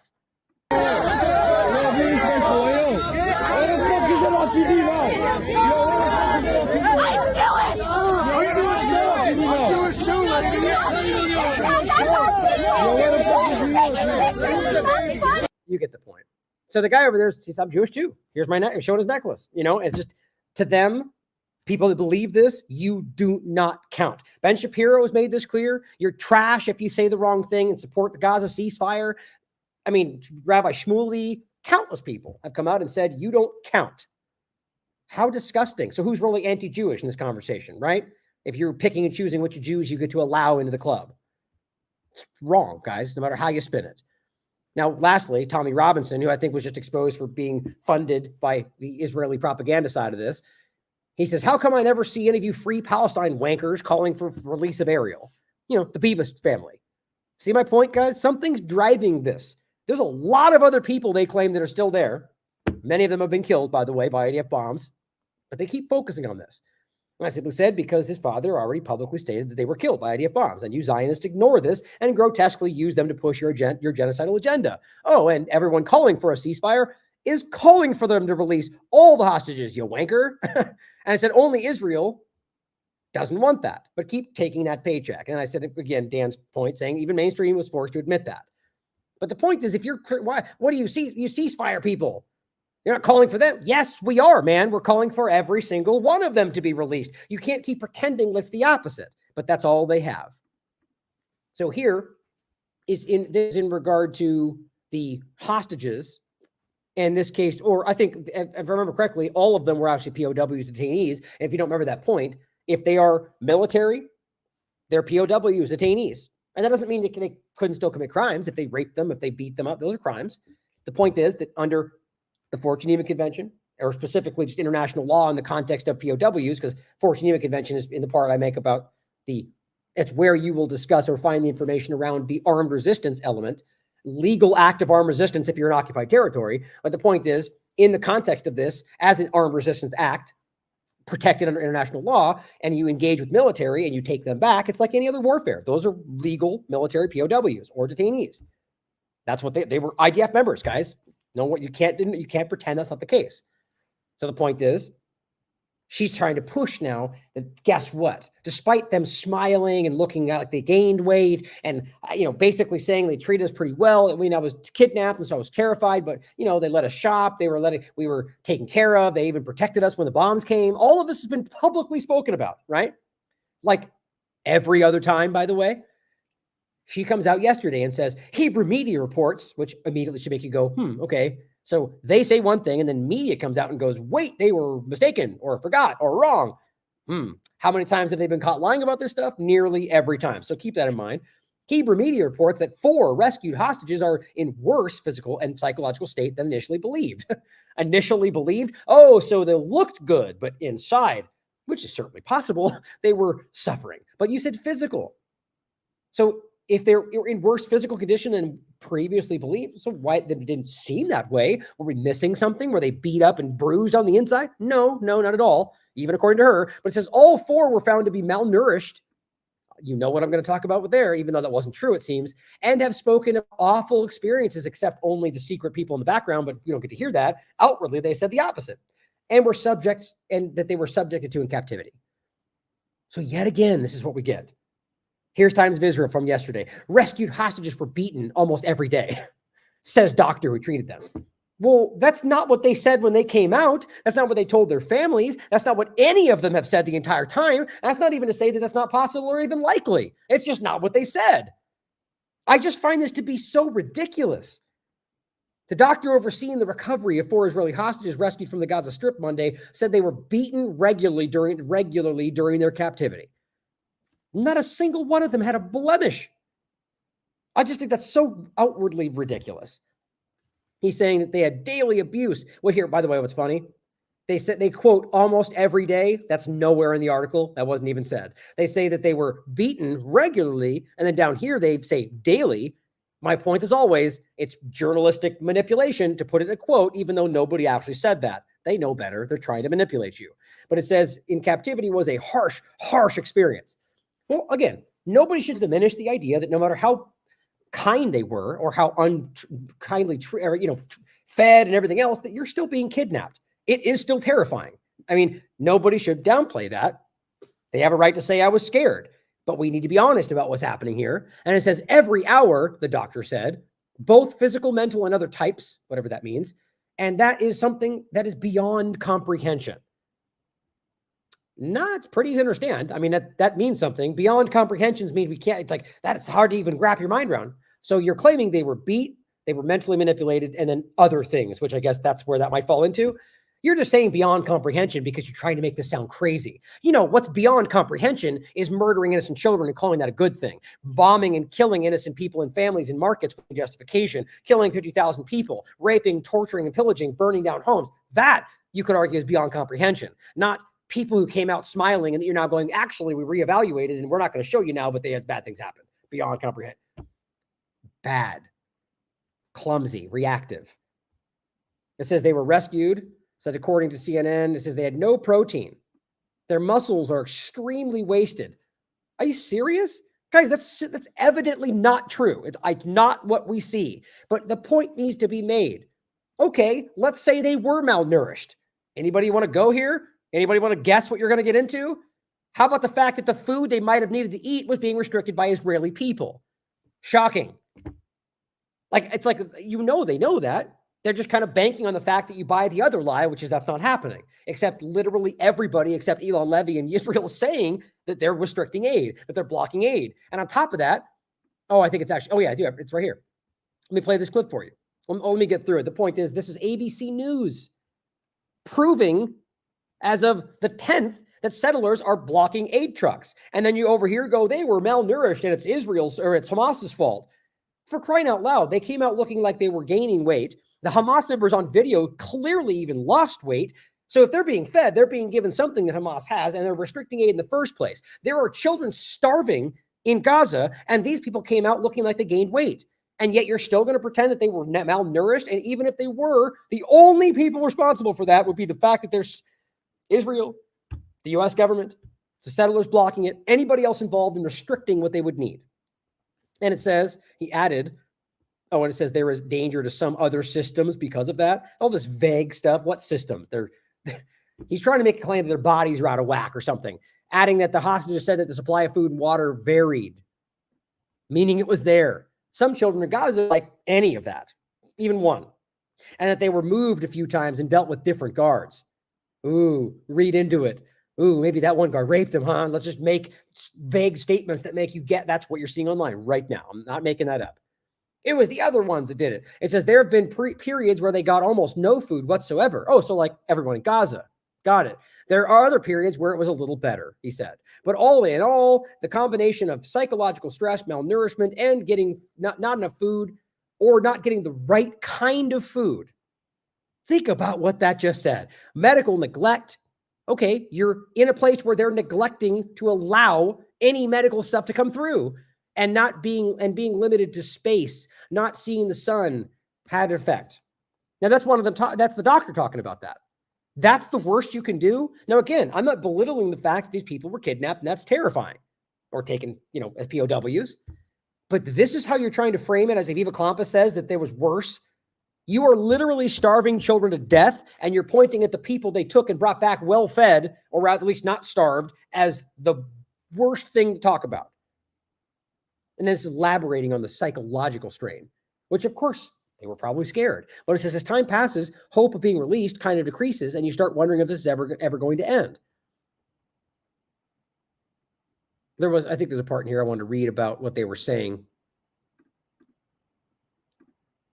Oh, it's right there. Okay, we'll come back to it. So, since I bring this up, the point is that they have already stated more than one, and even more than this last time they brought people home, that their biggest fear was Israeli bombings. That's these newest detainees released. That's what they're telling you. So keep that in mind. Here is the ABC journalist showing you that they're blockade, as they're pretending that they're being starved was somebody else's fault.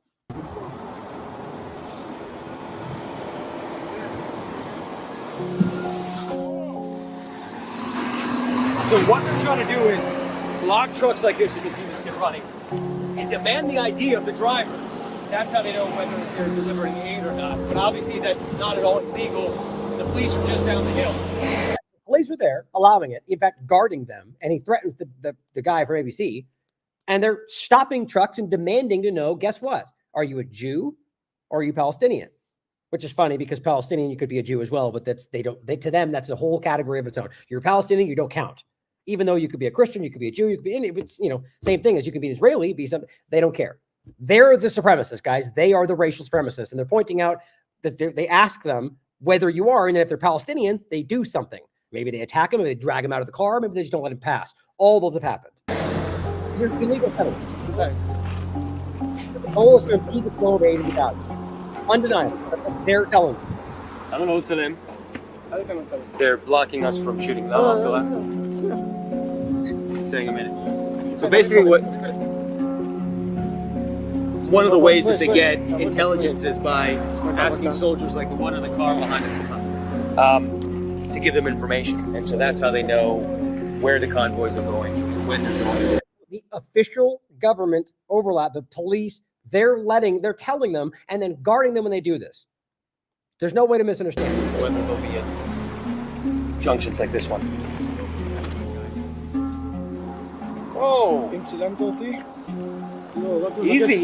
easy. לא, רק אם אתה יכול למחוק. What's Police.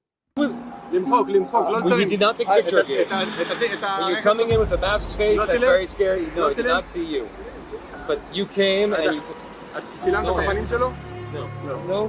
Face, no? Yeah. So this press freedom, though, right, guys? Face. No? No face. What is this? This is a camera. I mean, it's just the kind of thing that your government's pretending is the only democracy in the Middle East. These are authoritarian, supremacist maniacs. He was, you know what I mean? They have done stuff to people, even though they're corporate journalists filming.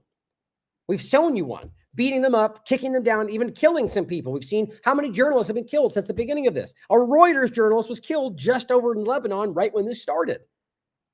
It's amazing. And yet the Bidens and Trumps and the rest of them all pretend like this is the kind of thing we should support. Here, they just put that boulder right in front of the wheels to block it. Do you have a right to ask them for documents? We just ask him from where you go, and then give. Okay. How many trucks have you stopped today? Today, because the police will stop 01. So what you're seeing here is that these youth, mostly teenagers, have basically established an extrajudicial checkpoint. They're blocking these trucks, demanding IDs of the drivers to know whether they are Jews or Palestinians. And if they're Palestinians, they stop the trucks because they think they might be carrying aid to Gaza. It just doesn't get more clear than that, guys. They are restricting the aid, obviously. You all know that. But here's Aviva Klampas continuing to highlight this lie, right? So here's what's funny about this.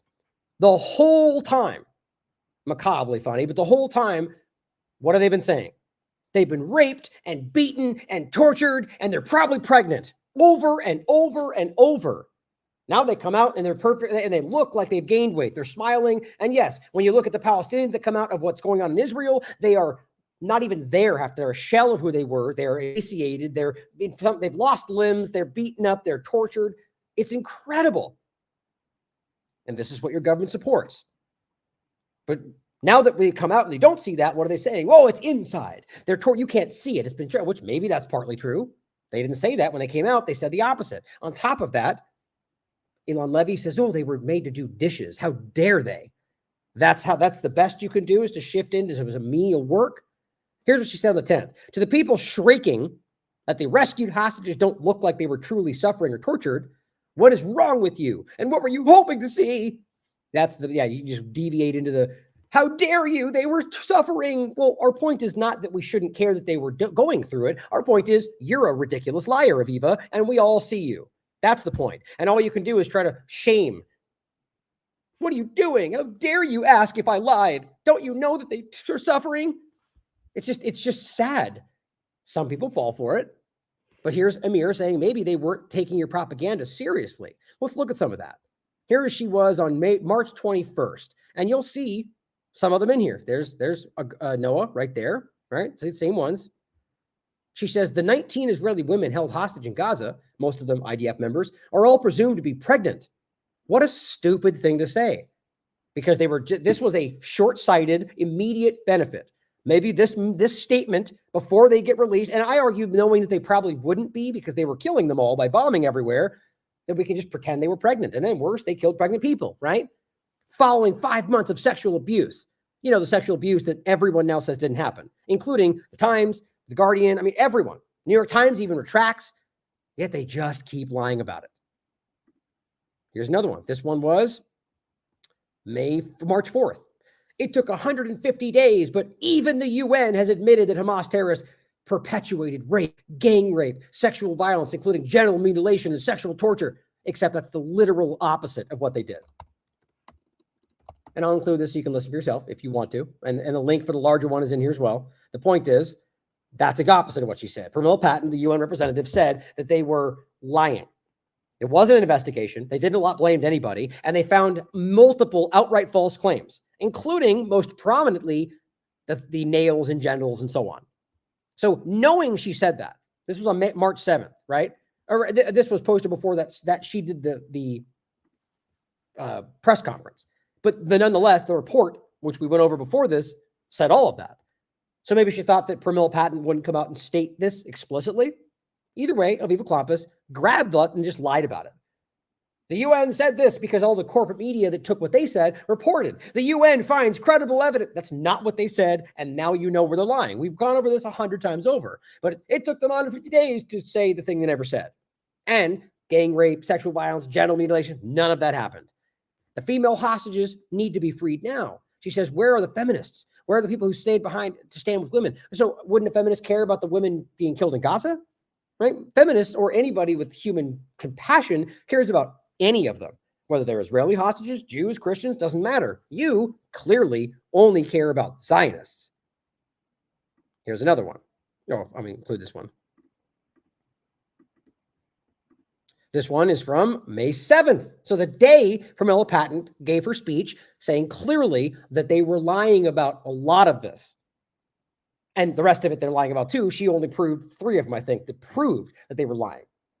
And that's supposed to prove that you're telling the truth about other things? I mean, how ridiculous. But here she goes again. Today marks 7 months since terrorists flooded into southern Israel to slaughter entire families, abduct civilians, and rape women. Nope, that's false as well. But entire families being slaughtered has been shown to be predominantly the IDF.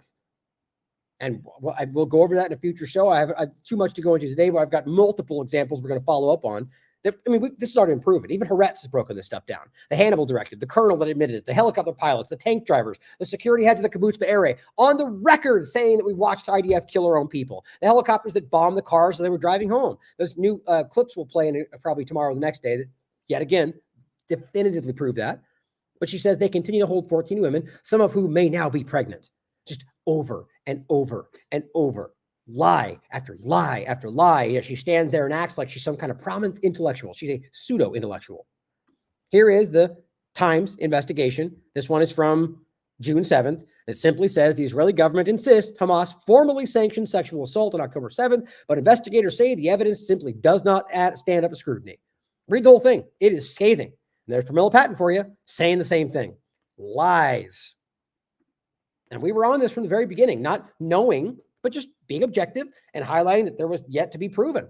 And they hated that. Now we're at a point where we can say, yes, it has been proven they lied about numerous aspects, and the rest of it is still up in the air. The point is that the evidence does not exist.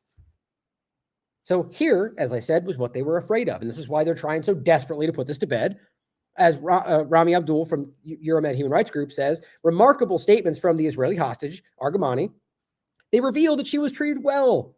You know, but now it's, well, see how secretly I told somebody at the doctor's office that I was mentally anguished. And that's worse than anything. No, she was treated well, she said, many times. And that she was allowed to go shopping twice a week under guard. That's all on the record, guys. She also mentioned that she was injured in a previous Israeli bombing of a house. And this is where it gets really important. That they keep trying to claim that they were so terrified they were going to be killed everywhere, or that nobody was there to save them or protect them. In fact, the opposite, because Hamas, according to her, shielded her from an IDF bombing, put his life in front of hers to protect her from Israeli bombings. I just don't know how that gets any more clear. And the other one is the Haaretz article we're going to read from. Exactly like anyone honest was telling you before this. Their, quote, greatest fear was being killed by Israel, not Hamas, while being told that they're supposedly being held in terror dungeons. Hashtag Zionist lie. Let's read the article. Rescued Israeli hostages, our greatest fear was Israeli planes. All right, this is from the 9th. This is these people that just came out. It says, the most important parts, read the whole thing. Quote, our greatest fear was the IDF's planes and the concern that they would bomb the building we were in. It's just so crazy to me. It says, I was a soldier myself once, but the feeling that it could be our own bombs, our own planes, that this would kill us, that was very scary and very anxiety inducing. Oh, okay. So now the mental side of it too. The terrifying mental anguish seems to be because of Israel, but we'll just pretend that's not there, right? And again, there is no denying that a huge part, if not the predominant part of their concern was because they were kidnapped. But as it says here, it seems like they didn't feel that way. It says your greatest fear was from IDF activity? And he goes, yes, from IDF. We decided for ourselves, the whole gang of us, the people that were there, the detainees we're talking about, that we wouldn't resist. The hostage takers, they write, then wouldn't cause conflicts. We respected each other. They're talking about the Hamas members, guys, and we were calm. We weren't worried that they'd do something to us all of a sudden. We didn't object to anything, so I wasn't afraid they'd kill me. Well, look at that. Sort of a continuous thing you keep hearing from them, except probably in a month from now, he's going to quietly speak to somebody who reports that in another article, and we just get to pretend that the whole thing was false, and here's what really happened. That keeps happening. But he goes, I knew it wasn't like the other cases where they just killed for no reason. The people who kept watch over us were really just keeping watch and wanted to make sure the exchange with their people, their own people, and that they made sure we were okay. And so we did. And so did we. I mean, my God, they're literally telling you they wanted to make sure we were safe. Isn't that what we keep telling everybody? The objective was to make sure they could exchange them into the point to where they were protecting them. I mean, it's just so incredible. The amount of lies and the amount, I mean, how do they not keep track? I don't know how to frame this. Like, the point is that they came out, which I think was probably by accident in some way. I'm not sure how that worked out. Like, I think the point was probably that they wanted these people not to come back based on this exact point. But then they let them say this. I mean, it destroys their entire conversation. Everything they're saying is challenged by these statements. And then it follows up. It says, but then your concern grew when the IDF operated near you. And he says, yes. The interviewer says, what a nightmare. Now the IDF is operating in Rafah, while also saying that according to assessments, most tough hostages are held there. What needs to be done, in your opinion? Think about how crazy that is. Knowing most of them are there, at least by their claim, and yet they're bombing all over the area. They're trying to kill them, I think. Hannibal directive, because of stuff like this. This is the whole point they keep making. This is what the Hannibal directive is all about. It's costly to their agenda if they let this happen. But it says, quote, what needs to be done, and this is important. This is what, again, he's asking him, they're bombing in Rafah. What do you think needs to be done? So here's Israel telling you that everybody, the hostages especially, because they were tortured and raped, even though it's not true, we want to go after Hamas. They want us to kill Hamas. Well, here is one that just came back from Hamas, where they're being held with Hamas. And it says, what's your opinion? He goes, what needs to be done is getting all the hostages back at any price and under any condition. Oops. He says, that is what's most important now. Well, not to Israel. I'll prove it next. He says, human life is above everything. I won't tell the IDF or the government what to do. They're grown up enough, well, you're wrong about that, to know where they need to do, or what they need to do. He says, I'm just waiting for them to really bring everybody back. That's my only hope, and I haven't lost hope.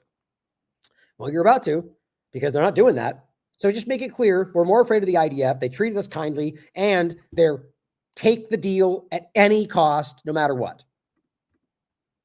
Here is a contrast. Another one, and this is endless. Rami Abdul highlights the lawyer, his friend is a lawyer, Alam Hajizi, was released by Israeli forces a short while ago after being subjected to severe torture and starvation. Hajizi was arrested on November 16th from the corridor that Israel claimed to be a safe passage or a humanitarian route. He has no political affiliation. Israel destroyed his home and killed his brother. Here's how he came back. Here's what it looked like. Here's how he came back. See the difference? Now look at the other people that we showed you, the detainees that came back that seem to have gained weight. And all they have to say is, well, we didn't have the right kind of food. Crazy. Here's what Elon Levy shifted to, which is hilariously stupid. Like, people are making fun of him.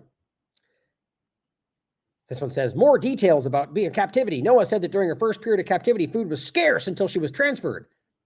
Yeah, because you're blocking aid, you moron. And Elon Levy says, let's be clear what happened here. Noah Argamani was forcibly enslaved.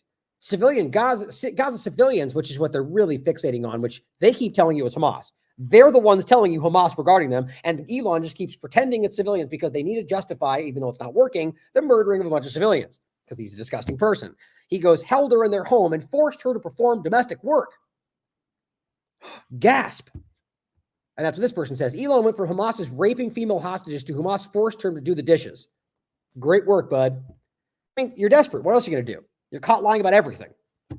So all you have to do is turn in, I did the dishes, into some kind of grotesque perversion of they were slaves and working for nothing.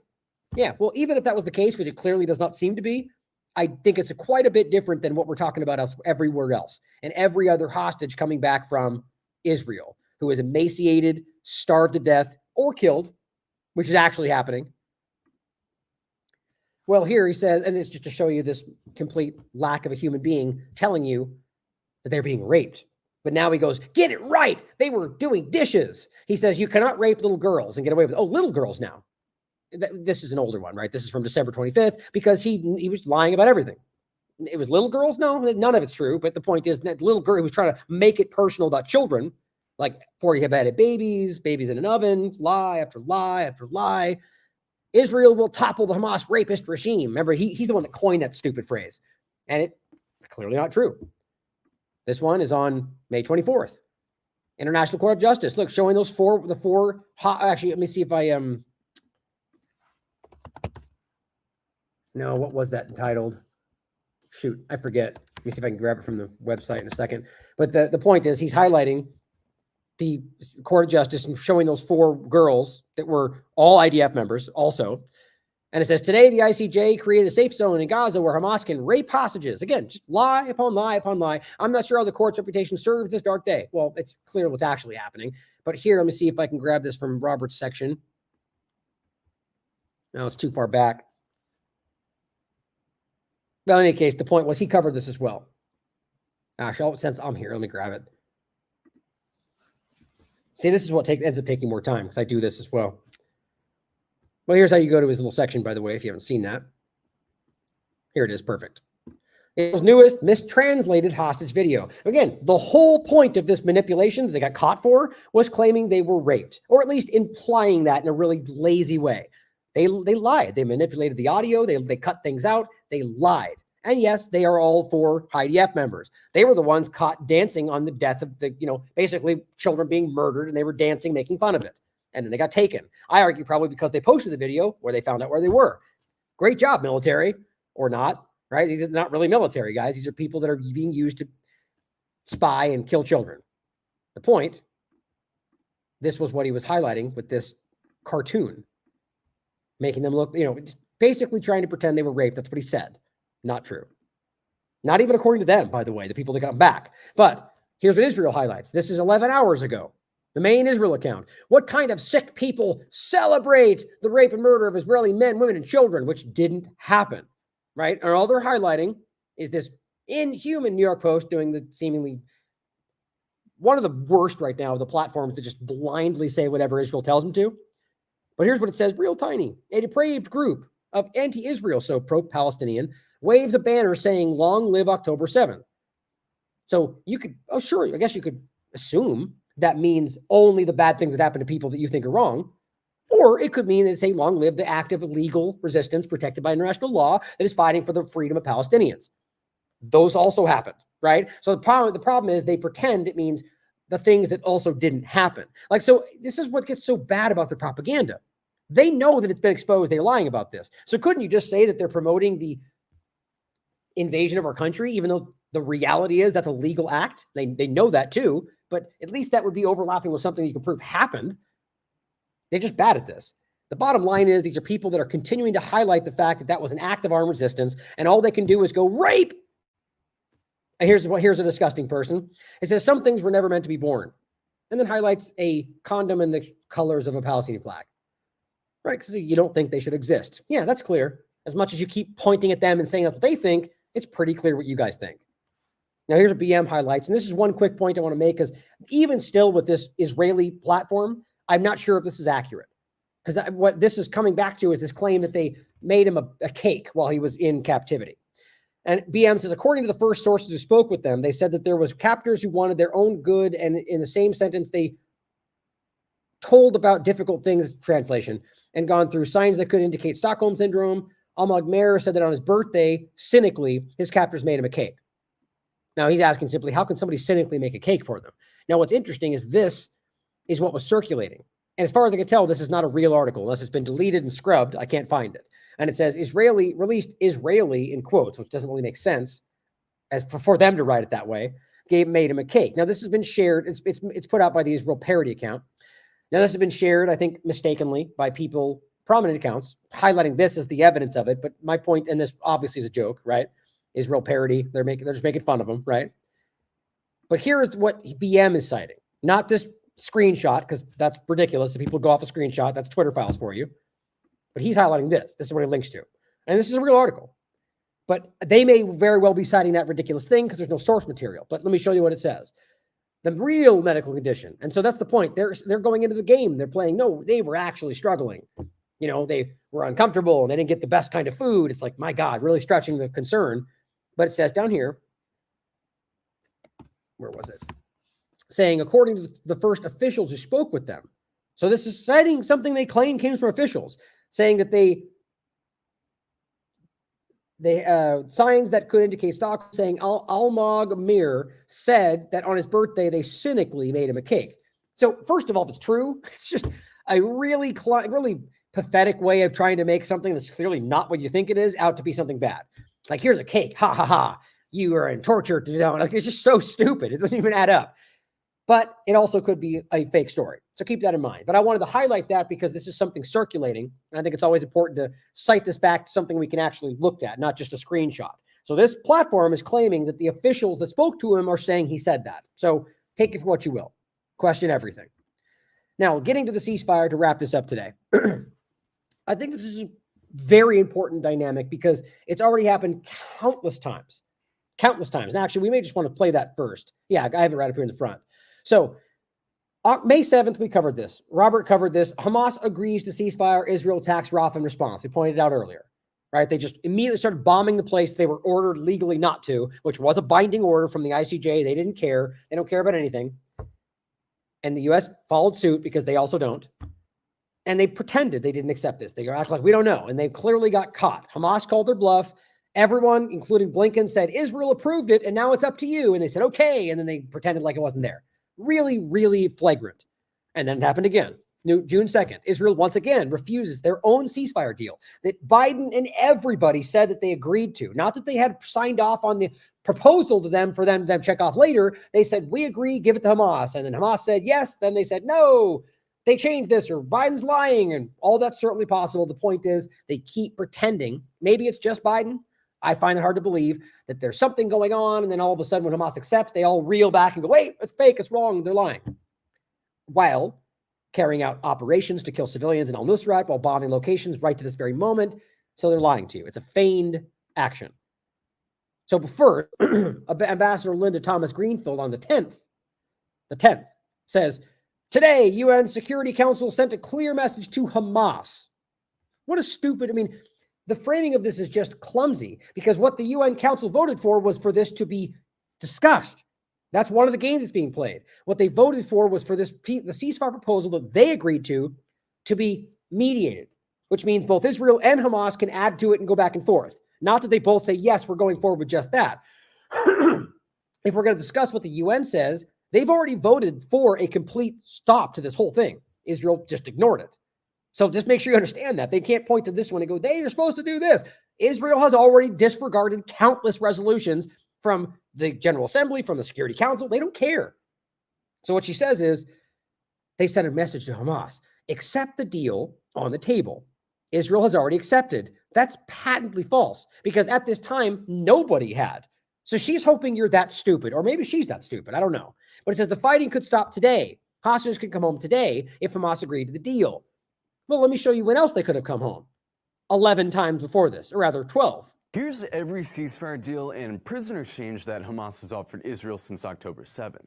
October 9th, Hamas offers Israel an unspecified number of women and children being held hostage in Gaza in exchange for 36 Palestinian women and children being held hostage in Israeli prisons. October 16th, a Hamas official says they'd free all Israeli captives in Gaza in exchange for 6,000 Palestinian captives in Israel.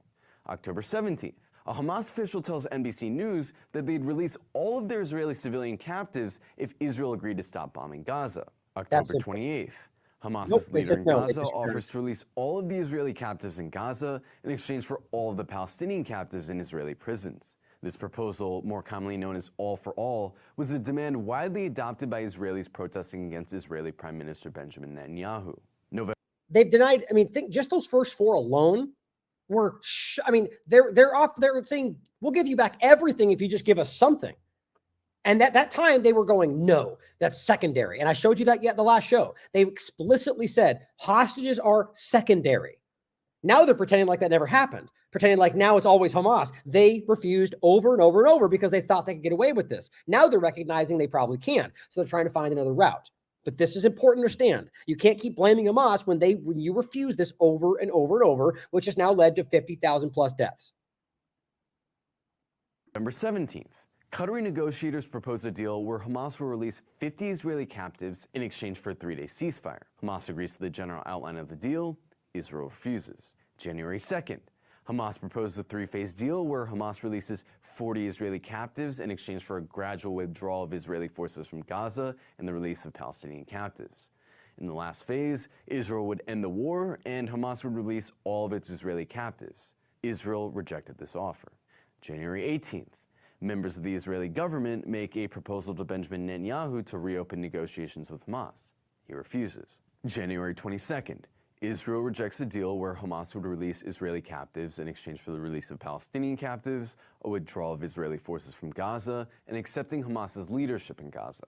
February 7th, Hamas proposes a 3-phased, 4.5-month ceasefire, where in the first phase, Hamas would release all women, children, ill, and young male Israeli captives in exchange for the release of Palestinian women and children being held captive in Israeli jails. In the second phase, adult male captives on both sides would be exchanged, and then in the third phase, remains of the dead and an end to the war. March 15th, Hamas offers to release Israeli women, children, elderly, and sick captives being held in Gaza in exchange for 700 to 1,000 Palestinian captives in Israeli prisons. And most recently, yesterday, Hamas offered to participate in a proposed 3-stage deal where in the first phase... Now, after that, right, we've seen, I think, 2 or 3 more. And the 2 at least that we just showed you, where they have played the same game, pretending, and this has gotten to more of a time where it's more noticeable. People are paying attention specifically to the back and forth of this. And so that's why they, I think, pretended to accept, and the whole game has been played. But you can't pretend that that part of it doesn't exist. It's very important. Now, let's first point out what was said in this before the Security Council adopts this, right? So they were speaking. This is, let me make sure this is actually 10 hours ago. Well, it was posted 10 hours ago. I'm pretty sure this was before this was voted on, which was 18 hours ago. So the UN Security Council backs Israel-Hamas ceasefire plan. Now, even that's being aggressively misrepresented by even corporate media. What they did is they backed the plan, and then that was proposed, and so that has to go through the mediators. So that's why you end up seeing this, where they say mediators have yet to receive a formal response from either of them. This is today.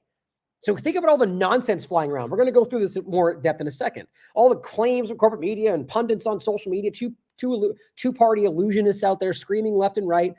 The point is that first agreement was not like, so people read this and said, oh, Hamas agreed, or yes, Israel agreed. Neither of that had happened yet. But let me show you what did happen after this. Let me play this first. I'm not going to play the whole thing. It's about 29 minutes. I want to go to some of the main points. First, Argentina. Algeria, pardon my mistake there. Algeria speaks about the reality. And it's, if I had time, I play it all. But you are all of it. He's just simply highlighting how clear this is. And I think most everybody in this chamber agrees. But then you're going to hear from the United States, then you're going to hear from Russia. But it's important what they're saying. Mr. President,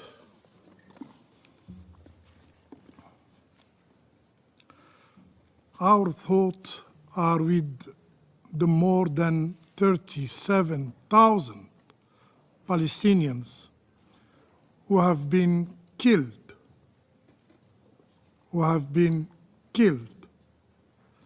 by the Israeli occupying forces during this last 8 months. Over 20,000 of them are women and children. These martyrs, for us, are alive with their lords. They are watching over us from heaven. Mr. President, we Algerians deeply feel the suffering of Palestinians, and with our own history of struggle against colonial occupation, we fully understand and support their legitimate and just demands. As a free and dignified people, the Palestinians will never accept living under occupation. They will never abdicate their fight for liberation. I think this is what the vast majority of the world and the vast majority of this chamber thinks. I really do.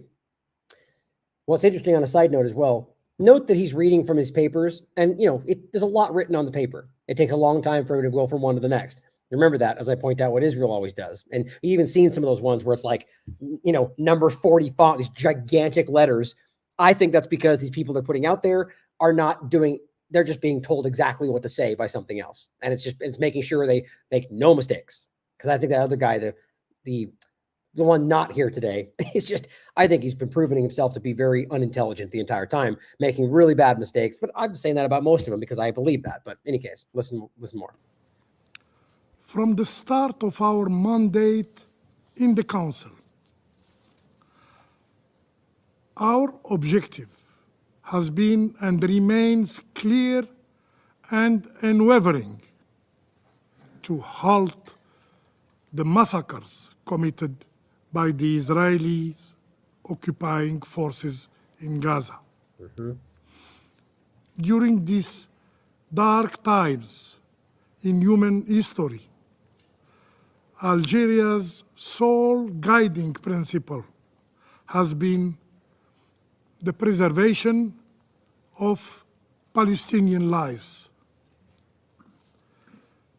We cannot stand by while the Israeli occupying forces continue to exterminate Palestinians. We also cannot remain silent in the face of this collective punishment. To us, Mr. President, Palestinian lives matter. Palestinian lives matter. We voted in favor of the draft resolution submitted by the United States because we believe it can represent a step toward an immediate and lasting ceasefire. Now, this is where you're going to see one of the obvious problems come into play, like every single time. Now, you can decide for yourself whether Algeria or the rest of them have honest intent. I argue that a lot of them do, at least in the context of trying to stop what's going on for Palestine. But the point is that, my point in saying that is that they want this because it'll at least alleviate, maybe stop entirely the killing. But the point is that the only thing, aside from the 7 or 8 or 9 times they offered something that wasn't an absolute ceasefire and complete withdrawal, right? We just showed you that. Now forward, because it's been 9 months of just nonstop massacres, they've been clear the whole time that it has to be a complete ceasefire. And Israel says, well, that's never happening because we want to continue what we're going to do. Never mind.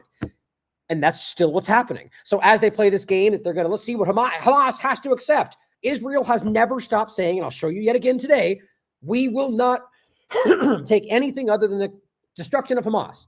They're even going as far as to argue that this deal allows them to destroy Hamas. I mean, they're just playing it fast and loose with everything. In fact, just blatantly lying. Biden doesn't care. It's being called out by some people, including myself.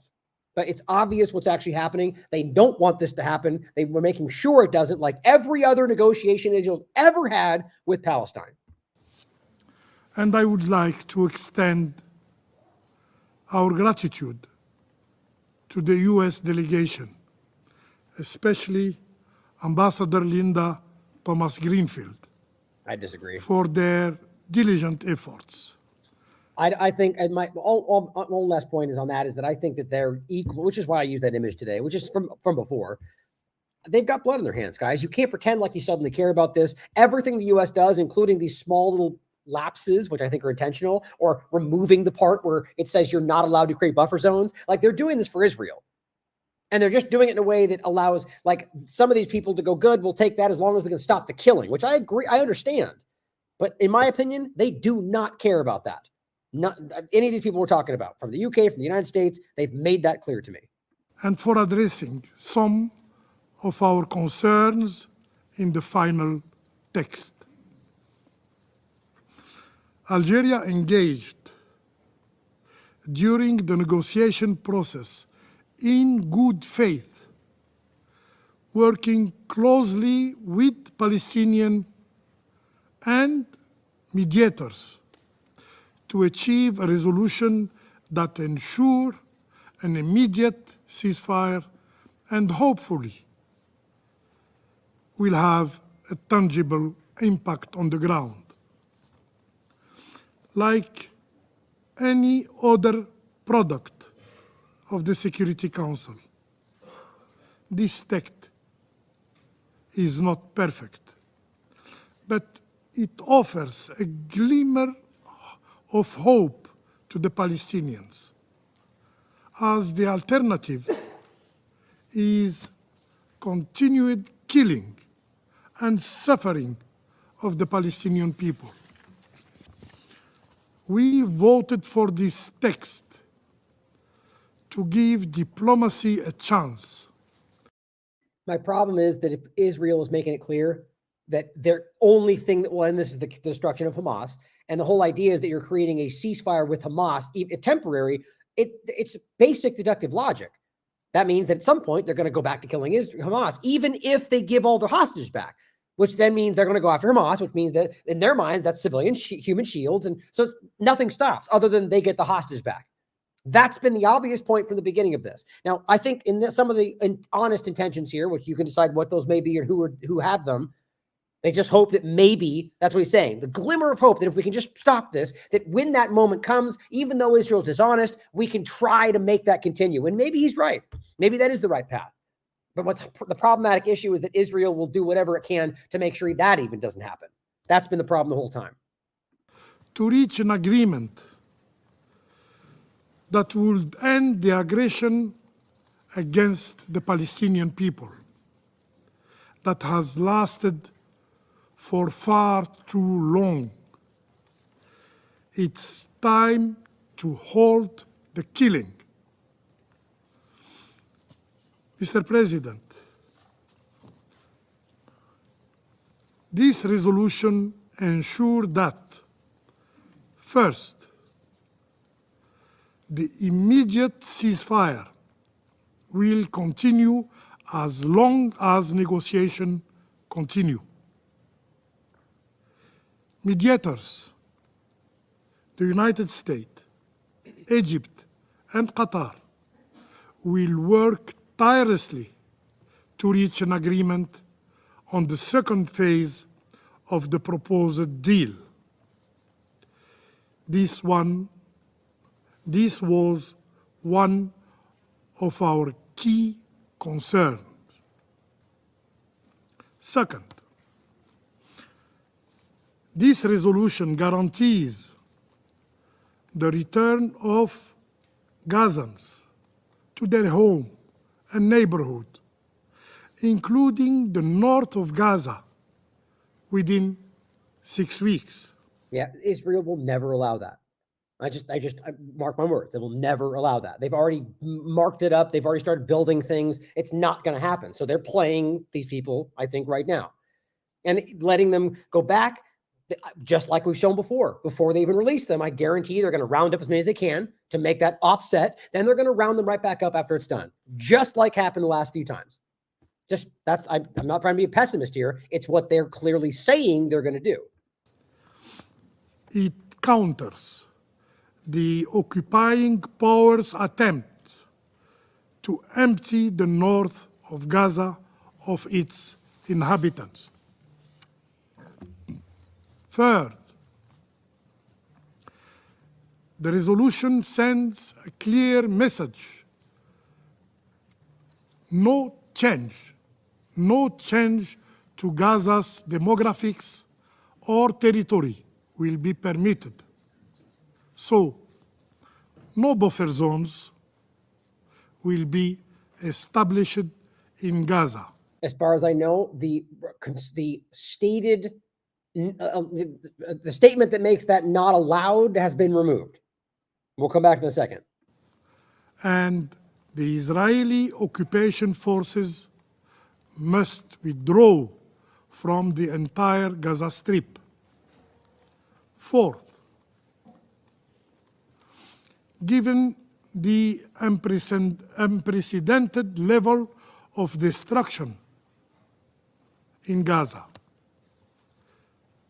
which will take decades to clear, the international community, through this resolution, reaffirms its commitment to the Palestinian people and for the reconstruction of the Gaza Strip. Right, which will end up, the only entities that should be paying for that, and which will never happen, is the United States and Israel. I mean, obviously Britain and some others, but the clear, explicit, on the surface, they should be paying for that. Quick shout out and congratulations to 3,000 Trin in the chat, just had a baby. Congratulations. Guided by its solidarity with the Palestinian people, my country, Algeria, will do its part and contribute to the international reconstruction effort. So there's more. I'm going to jump ahead, though, to where Israel responded. Now, what's interesting about this one, it's almost like she's about to cry the whole time. And just, my point again, watch how she reads like 4 words on a page and moves the page. I think they're very clearly being manipulated, like, I don't know. It's like they change their representatives every 3 weeks. It's like they have lost it, guys. They have lost the plot of this whole thing. And all she does is reiterate the same old narrative. Nobody in this room believes this. To free all the hostages.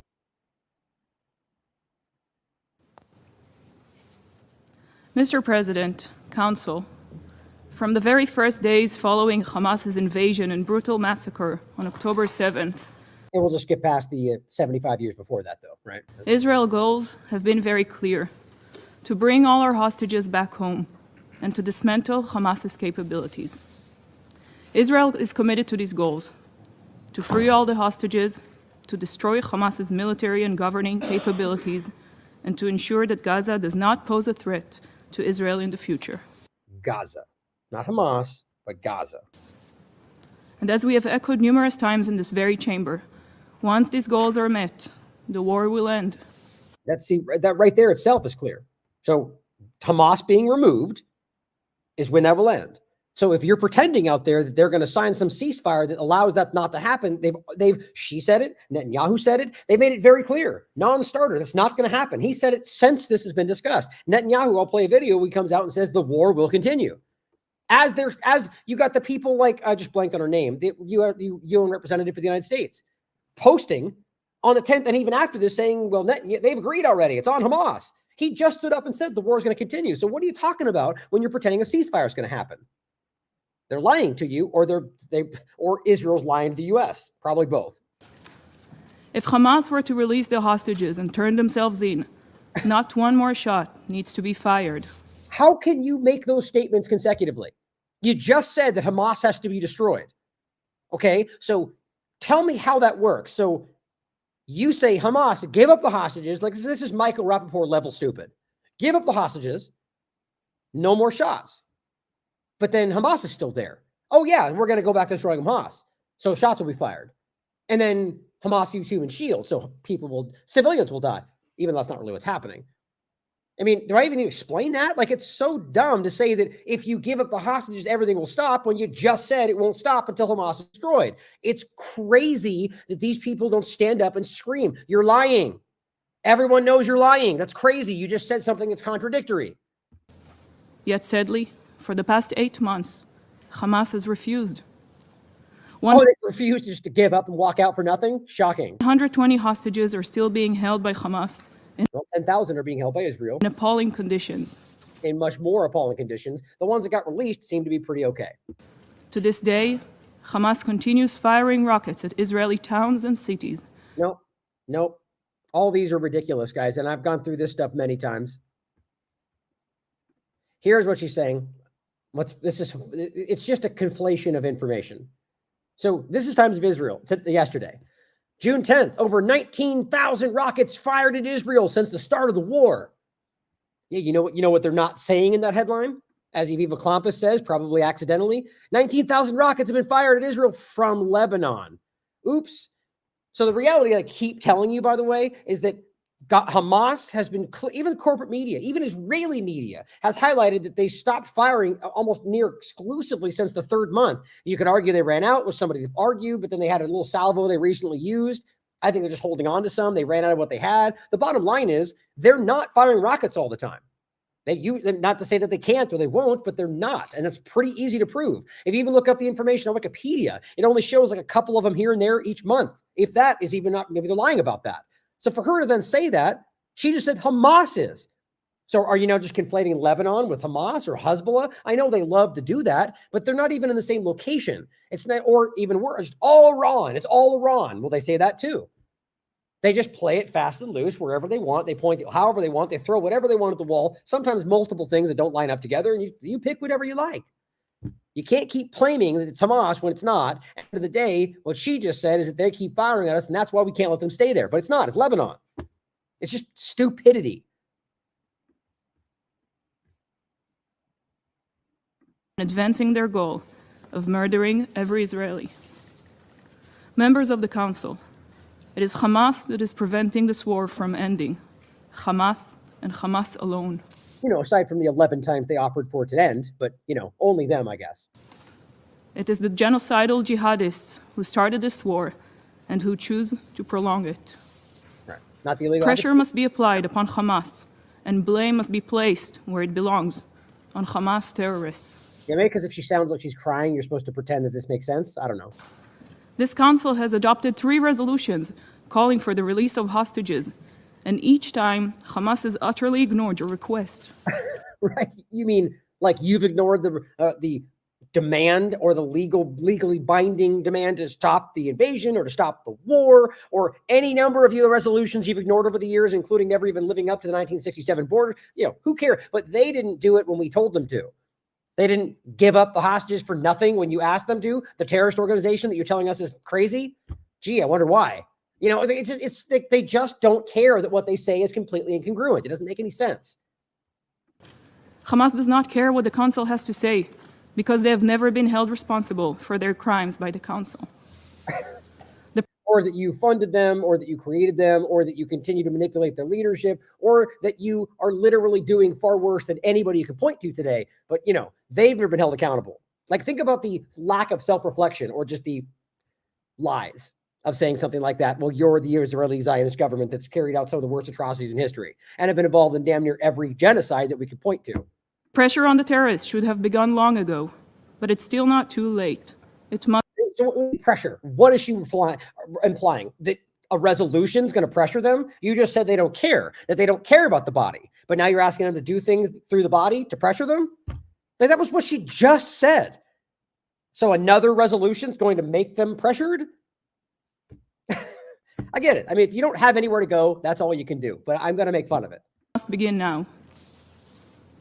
Colleagues, Hamas's refusal to release the hostages through diplomacy has proven that the effort to bring our hostages home must also include military means. Right. So because we have never accepted what they've offered 11 times, that's why they're not working with us. So all we can do is military. You get the point? Like, this is bad. And colleagues, everyone in that room, other than the ones you expect, are laughing at them right now. Like, we know you're lying. We know you're lying. And they just keep going. Because again, what else are you going to do? And this Saturday was the perfect example of how this can be achieved. As a result, there must have been 2 words on that page. It's just how can it be achieved? I don't know. And we got the glimpse of Gilad, the behind the scene where it was like this huge, like second grade font, huge, and even then he was making mistakes. Of a heroic operation, the IDF rescued 4 hostages from Gaza. Oh, okay. The heroic. She's saying that's the example of how it's supposed to go. The killing of 3 hostages to rescue 4, the killing of more soldiers than that, killing 274 innocent people in the process, bombing markets full of children. And that's what she's saying. This is how we should be doing it. Zionism. That was an accident. These hostages, Noah Argamani, Almog Meir Jan, Andrei Kuzlov, and Shlomi Ziv, were being held in residential buildings by Palestinian families. As far as I'm concerned, that's not even proven. We know they went in those buildings. We know they murdered a lot of innocent people. We know they later came with those people. I don't know how we can prove that. Either way, it does not mean that civilians were explicitly involved with that. It could mean that. I wouldn't dismiss that possibility. And on top of that, Robert covered the reality that some of the earlier examples showed you that there were civilians that went in on October 7th and very well could have taken one of these people on their own. There's all these different things, and they just jam in the narrative they want, like every other government, by the way. While the hostages were guarded by terrorists, Gazan civilians were their jailers. These so-called innocent civilians were not only cooperating with the terrorists, but were complicit in their heinous crimes. Oh yeah, the things that nobody's proven. These are just statements she's repeating. Those 3 words on that page. Now, for time in general, I think I might even skip what Russia said. I'll play the beginning of it. Now, I believe they abstained in this, but what he says is that, explicitly supports this whole thing. And I think the argument is, and you can decide for yourself, they abstained because of the same points, that this is a manipulation, that they're not really calling for the full ceasefire, that Russia only demands the full, so I guess that makes me wonder why they would have just voted no then. I don't know. Russia, like every other country, is maneuvering, I think, to get what they want out of it. But I think arguably they've stood strong on the idea that they want this to end and the ceasefire and the Palestinians are being killed. So you consider, you factor that in how you see fit. President, the Russian Federation abstained on the draft Security Council resolution prepared by American Council colleagues in support of the proposal of mediators on a ceasefire in Gaza. So he says we abstained in support of that. So maybe the idea that was left out, I think, is what that means. And I'm not sure. From the very outset of the military escalation in the Palestinian-Israel conflict, we have consistently and unwaveringly advocated for the imperative for a permanent ceasefire regime. That's what it is. Including in order to release hostages and remedy the humanitarian situation in the Gaza Strip. We have always welcomed any diplomatic efforts on the ground that are focused on reconciliation within parameters that suit both sides. At the same time, we have a whole host of questions about the American draft resolution, whereby this Council welcomes some deal, the ultimate outlines of which are not known to anyone, perhaps, except the mediators. Now, this is really important. Apparently, what he just said there is that none of them even get to see the full dynamic. They're just told about it, right? They don't get to see the documents, which leaves, as somebody points out, I'll get to in a second, a complete opening for the typically and provably dishonest elements of the U.S. and Israel to play it fast and loose with what it says, to manipulate it, to lie about it. And then guess what? They accept something and they go, that's not what we offered. That's what they're doing. This is an engineered manipulation to make this not happen. That's what I believe. So what he's saying is if we can't see this, how do we even know this is what's actually there? Now, for time in general, we're going to leave it there. I recommend you watch the whole thing. So here again is what I played in the beginning. So here, I think this is important again to come back to understand that this is what people are truly calling a ceasefire for. And this is what Israel, the United States, and the rest of them, in my opinion, are actively manipulating to such a point to where they can make sure it doesn't happen and ensure, as they say, this will go to the end of the year. Jesus. I don't know, I guarantee if they say that, it's going to go much longer. So 6 months, a year, more of this, if not more than that. If this is allowed to continue, which I don't know how it's even possible, but this is what's already happening. The scenes in this hospital, the screams again, the children with wounds of war on the floor. This could be day 1 of this war, and yet we are almost at day 250. So much suffering is being inflicted upon Gaza. The intentions must now surely be clear, the absolute devastation of Gaza. Indeed, it's already happened. Homes, hospitals, schools, universities, agriculture, the economy, devastated. And still the bombs fall. But the many, many thousands of killed children is ample evidence of what UNICEF deemed months ago to be a war on children. There is, and there only ever has been, one solution to this, to end this suffering, and that is a ceasefire. And so for those with power who are looking at that ceasefire today, look no further than here, look no further than ending this suffering, getting the hostages home, allowing these children to get the treatment that they need. It's a ceasefire. So here, going into, this is from the 9th. This is going through the time frame, and this is from Rami Arya saying, the United States, the U.S. mission to the United Nations circulated an amended version of their Gaza ceasefire draft, the UN Security Council resolution this afternoon, other than the fact that it now clarifies that a ceasefire would continue even after 6 weeks elapse, but it's kind of up for discussion. It's based on whether they can resolve the secondary points after that, which I guarantee leaves open for them to make it stop then. But it says, so long as negotiations in the next phase, continue. It says there is also a notable deletion. The previous text rejects, and this is from the 9th, mind you, any attempt at demographic or territorial change. So it's basically saying, including actions that reduce the territory of Gaza, such as through the permanent establishment of buffer zones. They've removed that, so they're allowing that. But now the specific mention of that is gone. Rejection of territorial change remains. So they can include an objection to territorial changes. But you know how this language can be manipulated. Temporary buffer zones, for the execution of the long plan, it becomes permanent. So if you remove the specific establishment of buffer zones, you allow them to manipulate that, and I guarantee you that's going to happen. It says this comes after it was reported on June 6th that Israel opposed the U.S. draft for a variety of reasons, including that specific point. So they removed that for Israel. So that means Israel's going to put buffer zones in. They've already made that clear. They're already there, by the way. It says the draft now also categorically says Israel accepted the deal, whereas the previous one only said that the deal was acceptable to Israel.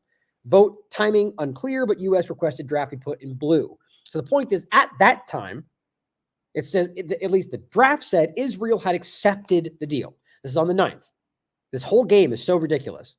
Now, on the 10th, quote tweeting that other post, she says the UN mission, U.S. mission to UN says officially requested a vote now on the ceasefire deal, and they're basically headed to vote on this, which they know that they already voted on, and this is about proposing the outlined plan to the mediators, which then they'll go back and forth. Okay, so that's the whole point here. It's saying they vote Monday. They backed a proposal outlined by Biden for a ceasefire between Israel and Hamas in the Gaza Strip, aimed at ending this whole thing. So here today is what Reuters puts out. And I argue this title is so ridiculously confusing and if not flat out wrong. It says Hamas says it accepts UN-backed Gaza truce plan. U.S. cites hopeful sign. But here's what this is what actually happened. Hamas accepts a UN resolution backing a plan to end the war. So all they did is say, yes, we accept the resolution to consider the plan you put forward. So as of this moment at 1:02 p.m. Central Time today, it wasn't that long ago, they'd only simply said we accept the resolution. And so this is where it's going. We'll keep going forward. This is where it goes to the back and forth parts of this. But so this is where you get people, that article where you get people putting it out to say, Hamas accepted it. Now it's on, and this goes back and forth. So one day before that, showing you how ridiculous this is, here's what Ambassador Linda Thomas Greenfield said. As we just showed you that it hasn't happened yet, but she said today, the Security Council sent a clear message to Hamas. We already read this. Accept the ceasefire hostage deal on the table. Israel has already accepted the deal. They've not only have they said since that they haven't, but it's provably clear that they've only voted on a resolution. Israel has not agreed to any of it, and as parts of it they know they won't accept. So all she's doing, whether she knows it or not, and I think she probably does, unless she's just a useful idiot, that she is progressing the narrative to create the idea that Hamas is the one that's always in the way, even though it hasn't even happened yet. They're getting ahead of it because they keep getting caught in this game. She says the fighting could stop today. Well, again, yeah, they could have done it 11 times before that. But Empire of Lies highlights this. Israel's already accepted the deal. Well, guess what? On that same day, Rami Abdul from Euromed Human Rights Group highlights in a preemptive response to the UN Security Council's decision. So before the UN Security Council even voted on progressing the plan for it, not even going forward with it, Netanyahu says, quote, we will not agree to any deal that leads to ending the war. which, by the way, the whole deal discusses the fact that it's going to be a ceasefire, not a temporary ceasefire. The fighting could stop today. So they're lying to you from day one.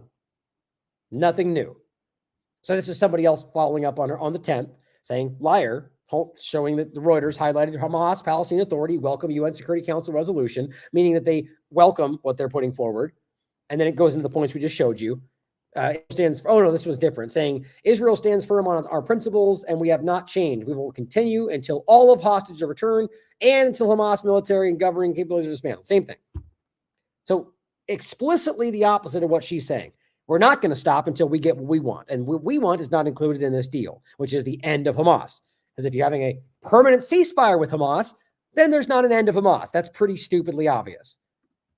So he highlights on the 11th, this morning, senior Israeli political official to Army radio in response to the Security Council. So before they said, we won't if we don't get what we want. After it, they say Israel will not end the war. That's more explicit than saying if we don't get what we want. They're saying we won't end it. So that means not. So what is the antithesis to we won't end ceasefire is ending the war, right? So if you're saying we won't end the war, that's counter to saying we want a ceasefire. I think that's pretty clear. So Neil Strange says, this whole thing is honestly quite staggering. I agree. He says the U.S. government, and this is what they're doing. They're going on this tour. Blinken has been doing it. They're going like this round tour to scream that Hamas has to accept it, which, by the way, like they don't think we can notice this. They've done every time. Remember what happened the first time of these 3 times we're talking about? Well, Blinken said Israel gave them everything. It was quoted by Times of Israel saying that. Then they accepted and Israel said no. The next time, everybody with a Twitter account with standing said Hamas better accept it because Israel already did. And then they accept it and Israel says no. It's so dumb. So he says the U.S. government is going around the world insisting Netanyahu agrees with the terms of the ceasefire. So this is not the resolution part. This is after that. They've agreed for the plan. Hamas has tacitly accepted it and stating the same things, but still, according to at least Times of Israel, and I think this is the case, that the mediators hadn't gotten a formal response from either of them. This was, again, middle of the day today. But they're going around saying Netanyahu agrees with the terms, which isn't the same as saying he's accepted it, which I think is the way they're trying to manipulate everybody. But Netanyahu is publicly saying that's not true. How dumb. This is after meeting on Monday with Benjamin Netanyahu. Blinken has said he has received explicit assurances, not the same as accepting it, that he supported, not the same, a proposal. Despite doubts the Israeli leader sowed last week when he called the idea of the negotiated permanent ceasefire a non-starter. Netanyahu said he will not accept any deal that ends the war before. How embarrassing. So here is Blinken getting called out even by corporate media. You say that everyone but Hamas has agreed to this. Benjamin Netanyahu has certainly said otherwise publicly. And the hostage families are saying, you should try everything if this fails. And it's quite possible it will fail with him now toughening his position more likely. So the point is everybody wants this. The families, Israelis, Americans, everybody except Israel and whoever they're controlling. With his right-wing partners.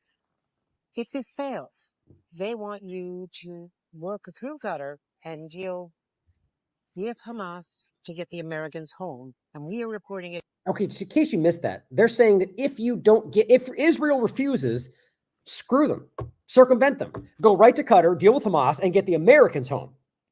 They'll never do that. But just recognize how important that is. Israel has lost control of this such a long time ago. NBC News that is being discussed as a backup plan, if no other way to get a ceasefire, doing it without Israel agreeing to a ceasefire. Can you tell us about that? And also, if the war continues, won't the Palestinian death toll be unacceptable? As the National Security Advisor in Israel has said, till the end of the year, after such a horrific death toll in getting the hostages out militarily this weekend.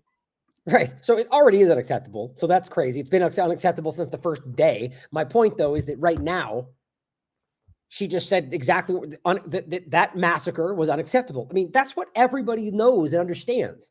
And yet they just keep screaming narratives and pushing these things forward and goose stepping with the genocide, right? They killed 274 people for 4 hostages, 3 of other hostages they killed. Everybody knows this information now.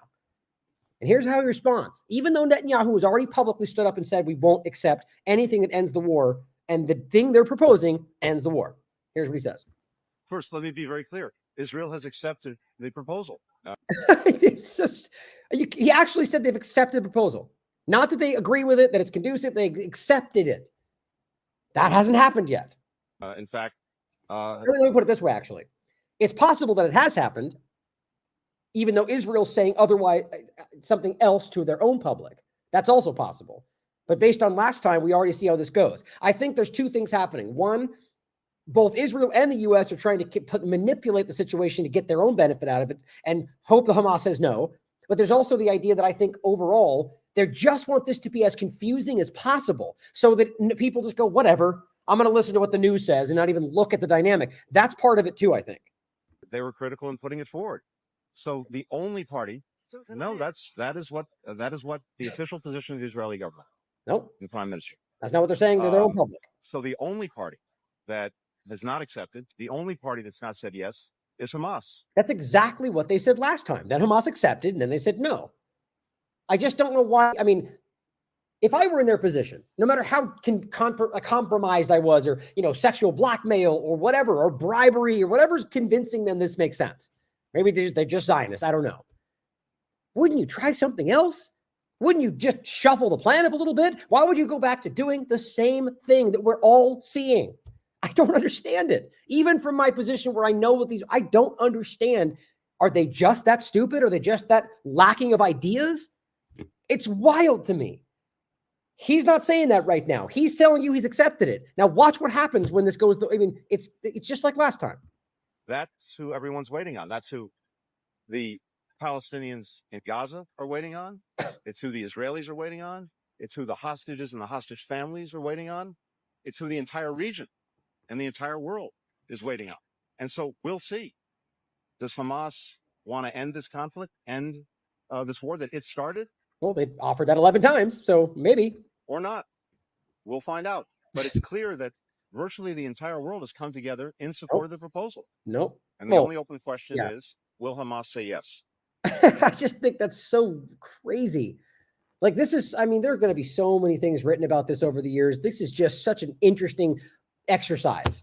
Like the way that, not the killing and the way that they engage with the corporate media, the way that they lie about this stuff. Like this needs to be some kind of a course on, how not to lie. But like, I mean, I don't know.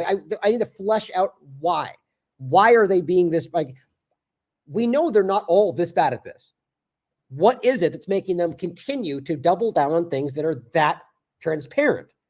As Yusuf Menenyer says, U.S. policy at this point seems to just be to hope the internet doesn't exist and that people can't actually read about Israeli officials repeatedly rejecting the ceasefire, which is what's happening. The policy is basically fake it until you make it or kill all the Palestinians. Because Asal Rod is saying the same thing. Basically asked about this today and he pushes back. Blinken says no. I mean, it's obvious. Everybody's calling this out. AIPAC says everyone has said yes except for Hamas. And if Hamas doesn't say yes, then this is clearly on them in terms of a vote to continue the war, not end it. So you're even saying that they're voting to end the war, but Netanyahu just literally said, we will not end the war. Not for that, not for end. They know what's going on. AIPAC knows what Israel said. Netanyahu spoke very clearly. They all know. They're just playing on the ignorance of Americans. All of this is aimed at the West. It always has been. And again, this is from today. Mind you, this statement from Times of Israel is after Blinken just said that. Here's what it says. Mediators yet to receive formal responses from Israel or Hamas on ceasefire. So how in the world do you make sense of that unless he's lying? He's not mistaken. The point is that they've been screaming no outwardly. Their own mediators are saying we haven't gotten a formal response. So I think there's only two ways to look at that. They're all lying, or Israel has accepted that, like tacitly stated that to Blinken, which he then runs around going, we did it. He got it. He said, yes, it's on Hamas. And then once it comes to that and Hamas says yes, or possibly, they'll say, well, it hasn't happened yet. We got to make sure we look at all the details. because it's not formal. We haven't formally said yes yet. You know, there's all these games that they play. Meanwhile, children are starving to death. People are being bombed by Israel while they keep this going right now. It's happening today. It says Qatari and Egyptian mediators have not received a formal response. So this is Reuters reporting this. So both sides from the mediators are telling you we haven't gotten it yet. Reuters reported it, and yet Blinken is going around saying the opposite. Now, Elijah Manye from today, this was at 2:35, says the Palestinian resistance, Hamas, and Islamic Jihad have given their answer to the Israeli ceasefire proposal, including a total ceasefire and a total withdrawal from the Gaza Strip, including the 14-kilometer Philadelphia corridor and the Nitzarim corridor. Israel won't agree. Now, this is where it's important to remember that the point was about the plan was approved, but the back and forth had to still happen, right? So all Hamas did was stand by the same thing, by the way U.S. pretends they want and what Hamas has never faltered from. Ceasefire. That's what the U.S. is pretending this will end the war, right? You just saw AIPAC even say that. So all they're saying is yes, we agree, essentially. Total ceasefire and withdraw, which, by the way, is what they're actually saying, that no buffer zones, taking your people out, but Israel will not allow that, even though, again, that's what the deal says. So essentially, Hamas has accepted. If you read the deal, even though it's in 3 phases, that's the ultimate outcome they're pretending will happen. So there you go. Hamas has said, yes, we'll take it. And guess what? Israel's saying no, exactly like every other time. Brunella says it was a fake offer. Elijah says, U.S. Israel, give us the prisoners and we'll continue the war. No Palestinian would accept an offer like that because that's not what anybody wants other than Israel. So that's the reality of this. So here, this was just 6 hours ago. This is from Axios. Israel claims Hamas rejected the hostage and ceasefire deal. So as far as I can tell, nobody has refused anything. Hamas simply said, these are the same things we've asked for, and that aligns with what you're offering. So that's a yes, as far as I can tell. Israel has stood up roundly, even before the Security Council vote, and said, we're not going to end the war. And then when Hamas says yes, they say, nope, they've denied it. Isn't this just like every other time we've talked about? And then here is how the Hill is covering this. Same time frame. U.S. weighs Hamas' response to ceasefire proposal. So now you can either argue one of two things. Well, you can't argue they refused if clearly the U.S. is going, we're weighing what they put forward. So Israel's lying like every other time. But you could try to argue that what they offered is somehow not conducive with what the proposal is, but we just showed the proposal. It's obviously aligned with what they're calling for. So this is another way to stretch this out and pretend like Hamas is not working with their mediators, but they're lying. Here, Yanis Varoufakis says, Hamas accepts U.S. ceasefire proposal, so he's probably reading it the same way, while Israel uses U.S. bombs, which is what's happening, to laugh at the U.S. ceasefire proposal.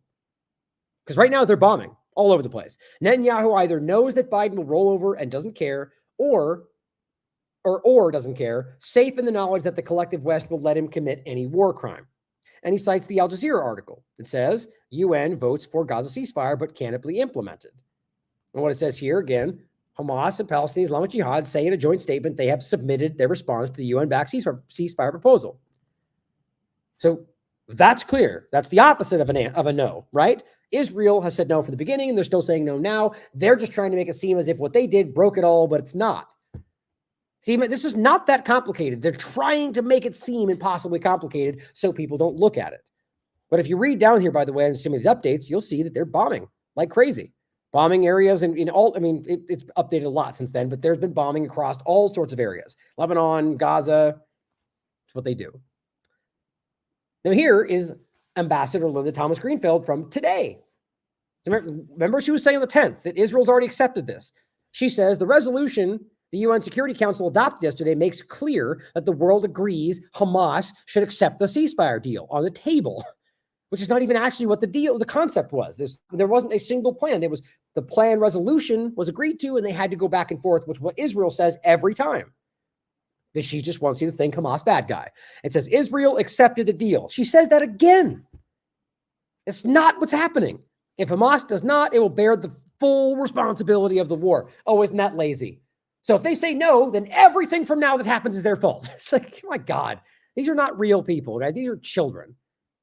Like honest people, I should say. And this person says, you are personally responsible for prolonging the genocide because you voted against the ceasefire to work towards peace and necessary aid for the Palestinians. You are part of slaughtering. Now you're just telling the wild and obvious lies to place your blame on others, because she did. They vetoed ceasefires that Hamas offered that would have ended this a long time ago, countless times. Here's what she said. I think the resolution is actually the opportunity to pressure Hamas to accept the deal. Israel has accepted the deal. The president has said that, and now all we need. Oh, so you could argue that she just thinks that because the president said that. That's pretty stupid. He's lied many times. How about we find out if Israel actually said that? They haven't. Not publicly that I can see. Maybe they said it secretly to them, which is one of the possibilities I put forward. Have Hamas accept this deal, release hostages that they are required to do in phase 1, and move forward on an extended ceasefire. This is an important. So right there contradicts the idea. Phase 3 through phase 2 is supposed to be the ceasefire that lasts. But the point is that all happens first, then they get to the middle ground, and it even says, like, if this continues to go forward. So it's obvious that it gives them an out to not actually stop it. And what do they keep saying? We're not going to stop until Hamas is gone. So this is very clear. The U.S., everybody else involved knows that Israel's not going to let that pass. They're going to go right back to it and keep going after Hamas. What the Algeria side of this and everybody else is hoping for is that they can still give them some time, the Palestinians, to not be murdered every day, and then use that gap to try to make this last. I just argue it's not going to happen. Israel's made that clear. Effort that was made with the support of the Qatari government and the Egyptian government working with us on the ground. I mean, it's certainly possible that she's just that uninformed and naive. It's possible, or she's lying. So, because here's my point. This is today. I mean, literally 1:42. So he's saying this as Blinken is stupidly walking around saying he's accepted everything. Here's what Netanyahu was actually saying. The war continues and will continue until the end, until we achieve all our goals. Now, actually, I was wondering, give me your thoughts on this. This is posted by, their accounts, but it almost sounds like an AI or something, or like he's got a cold or something, right? It makes you wonder whether this was a deep fake. I don't know. But just so it's clear, they've said this 1,000 times left and right. So even it is, this is what they're saying. The cruelty of the kidnappers. The war continues and will continue until the end, until we achieve all our goals. The cruelty of the kidnappers, eliminating Hamas, and ensuring that it will no longer pose a threat to Israel, sparing no one. We will persevere and continue our relentless fight on land, sea, and air until we achieve total and undeniable victory. To stay updated, you are more than welcome to follow me, Ruby. So the point, guys, that's what they're saying everywhere. Everyone that will listen, every main representative is saying, we're not going to stop till Hamas is gone. I don't need to tell you that. They've said it since the beginning. So am I right? Am I wrong, though? Didn't that sound like this voice sounded odd to me. But in any case, here's what Greg Stoker, former veteran in Special Forces, says. So the ceasefire resolution will most likely turn a political debacle. It won't, in this current iteration, end the war. I agree. Israel won't allow that. The proposal, number one, the proposal places the legal obligation to comply with the resolution only on Hamas, not Israel. Why does anybody think that makes sense? Number two, well, it says first, a senior Israeli diplomat said after the Security Council resolution that they would press on in Gaza regardless of endless negotiations. So they're just disregarding the whole thing, going, we're going to go after it. They don't care about this. That's not a ceasefire if they're going to continue fighting. And it says, number two, the proposal shown to the United States Security or the UN Security Council claims that Israel has accepted the deal, but there's no way to verify this. And guess what? They've outwardly said they won't stop. So it's clear that's not happening. Number three, the details of the proposal were not shown to the members of the UN Security Council. That's ridiculous. Therefore, the U.S. proposal is a legally ambiguous document that is susceptible to manipulation by the parties who control the terms and are not legally obligated to obliged to said resolution, i.e. the U.S. and Israel can easily lie and manipulate, which is probably what's happening. The clause opposing Israel's security buffer zone was removed. Points 1 and 4 are achieved thanks to pushback by Israel, who refused to have the resolution legally imposed on them and who also refused to leave Gaza. Do you not see how easy that is? They're not legally bound. They're just going to say Hamas didn't do X, Y, and Z, or that they just don't want to stop because of a new thing. Only Hamas is bound by this. And so the proposal therefore acts as a cover for Israel by placing the legal and political obligations for a ceasefire on Hamas as a means to restructure the narrative and place the burden of the genocide on the Palestinian resistance itself. And then no matter what happens, they're going to simply say that they didn't do what they're supposed to, which is what they do every time. The ambiguity of the proposal, as well as a lack of legal clarity on behalf of Israel, is an attempt to ambush Hamas, while simultaneously presenting the U.S. as a broker of peace that simply cannot work, a rational actor, Israel. Russia and China expressed serious concerns, but they reluctantly accepted because they don't want to be viewed as an obstacle to what could potentially be a ceasefire. But there won't be a ceasefire yet. They will just allow the U.S. administration to expose itself. Now, Russia abstained, but they did say they supported it. It says the world will not be deceived by this attempt, I agree with that, to pin the ceasefire failure on Hamas, like they've clumsily done every time. I added that. China and Russia will then pin it on the U.S. And again, like everything else, it's going to boomerang back on the United States. He ends by saying, also, we have no reason to believe that Israel will stop its operations, even if a ceasefire is accepted by Hamas, which is what I've been saying from the beginning. How many UN resolutions has Israel defied? I stopped counting at 42. It's much higher. This ain't ending yet. Sadly, I agree with him. Now, Leslie Bravanel says, I'll just post this article, which is entitled, Israel official says, I hate when they do that. Isn't it Israeli official? Says Biden's ceasefire plan allows IDF to destroy Hamas. So here's what they're doing now. And by the way, this is today, later in the day. After they've watched the wall, seen the writing on the wall, they've all seen how clearly everyone sees right through their ridiculous propaganda. And they go, okay, they're not buying that we're the ones, except they denied it. Okay. So now we just pretend that, well, the deal allows us to keep going after Hamas. It doesn't. It's very clear. But that's, I guess, the last final ploy.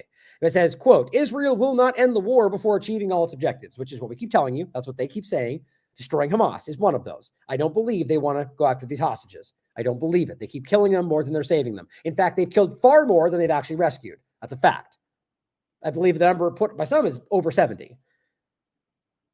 But it says, the proposal presented enables Israel to achieve these goals, and Israel will indeed do so. So they're arguing that the proposal enables them to destroy Hamas before anything else. It's not true. But the public details, the article Newsweek writes, of the three-phase proposal as unveiled by Biden and approved by the Security Council did not include any mention of Hamas's defeat. And so this is where you can argue that either they're lying or that the supposed thing they're not showing everybody has those details. This is the only conducive to manipulation, allowing there to be openings for you to manipulate when you want to. That's not what honest parties should. I mean, we all know this. They're not honest people. Now, it's Hamas, which initially welcomed Biden's remarks about a week and a half ago, has since pointed out inconsistencies in the announced deal. And this is the last time. This is what we kept showing you, that they accepted, Israel refused, but then it came back to the point to where even that, the deal that they later put forward after Israel refused, they went back and forth, showed that they weren't even aligned with what they originally said they accepted. This is how dumb this is. It's because the same thing's happening then as is happening now, or has happening. Sorry, that was confusing. The same thing that was happening then is happening now. They want you to think that this is what they put forward, but that very well may not even be true.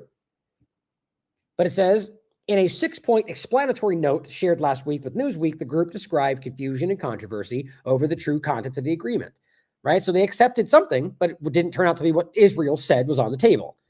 It's just a way that you can always make it sound like Hamas is the one refusing. But it says Israeli officials cited in U.S. and Israeli media have also previously referred to Biden's initial explanation of the agreement as partial and inaccurate. So is it Hamas refusing because they're wrong, even as you then say, but Biden put forward was wrong? So really what they're doing is saying Hamas refused, but it's Biden's fault. Isn't that just typical? I don't know why the old statement, who needs enemies when you got friends like Israel, right? But it says the Biden administration, however, has maintained that the U.S. and Israel were complete alignment, that the proposal was up to Hamas to agree to. Kirby, to this day, has said it was Israel's plan. Okay, well then Hamas accepted, and you all said they didn't. I mean, it's infuriating. They know what they're doing, guys.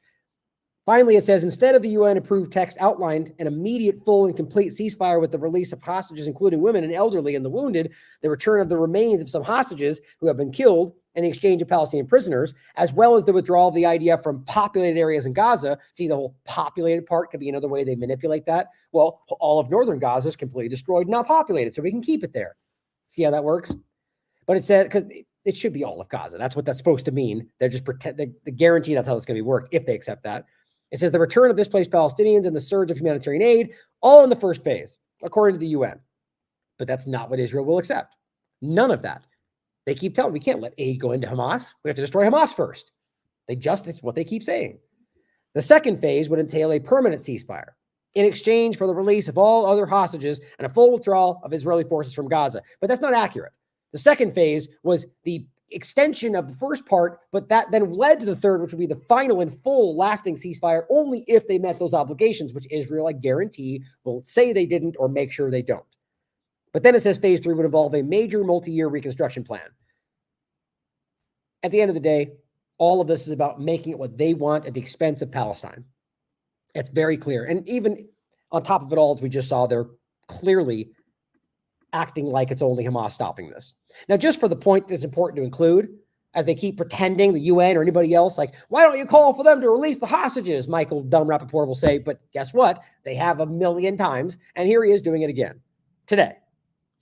Antonio Guterres says, it is high time for a ceasefire with Gaza along with the unconditional release of the hostages.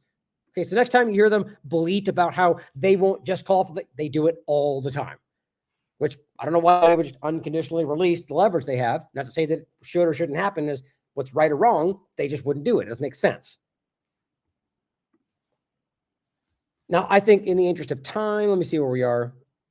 I went much longer than I wanted, but much shorter than I expected. Let's put it that way. Let's see. Yeah, you know what? Let's just wrap. Let's go ahead. We're already past 3 hours. So this is a couple of points about why I argue your government in the US or elsewhere for that matter is completely co-opted. If they're allowing this stuff, which is mostly at the expense of even you, wherever country you're in, it's clear that they're not acting in the interest of their own people, let alone in the interest of the Palestinians. But Macklemore posted this saying AIPAC is spending millions to defeat Jamal Bowman because he supports a ceasefire.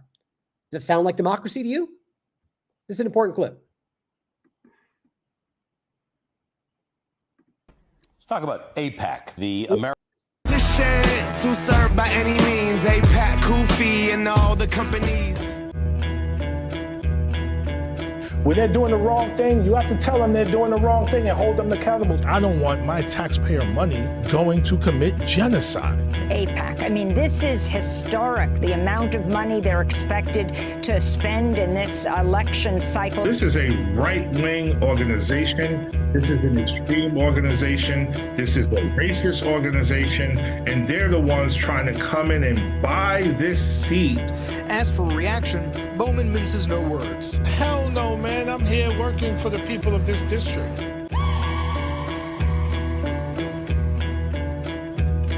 Yeah. The people they want. You know me, I'm not calling for anyone to vote for anything. I'm not saying you should even trust this person because he's siding with Palestine. There's far too many opportunists, especially in politics right now. I'm not even familiar with them, so you can decide for yourself, who lean into this because they see an opportunity there. Regardless, I think we should highlight that because he's challenging the narrative. But guess what? AIPAC swings in and pays to make sure he doesn't get elected. That's the reality of this. That's not lobbying right there. That is political manipulation from a foreign country. That's what we're talking about, guys. Here's another clip. This one's even longer. And this is, I just simply said, how is this not obvious? Hashtag Occupied Congress. Public Affairs. Let's talk about AIPAC, the American Israel Public Affairs Committee. It was incorporated in 1963. For 10 years prior to that, it was known as the American Zionist Committee for Public Affairs. AIPAC calls itself America's pro-Israel lobby, and according to its website, it has over 3 million members across the country in regional chapters working to, quote, expand and strengthen the U.S.-Israel relationship, end quote. You may know AIPAC as being one of the biggest and most recognizable donors to many of the members of Congress in your state. But contributing to campaigns is a relatively new function of the organization. Before 2021, AIPAC did not endorse candidates nor give political contributions. Its focus was on lobbying elected officials, not actually electing officials. But in a dramatic shift in policy, AIPAC began directly funding candidates and spending big on races in 2021. Now, here's what's important, though. It's not just some kind of small deviation.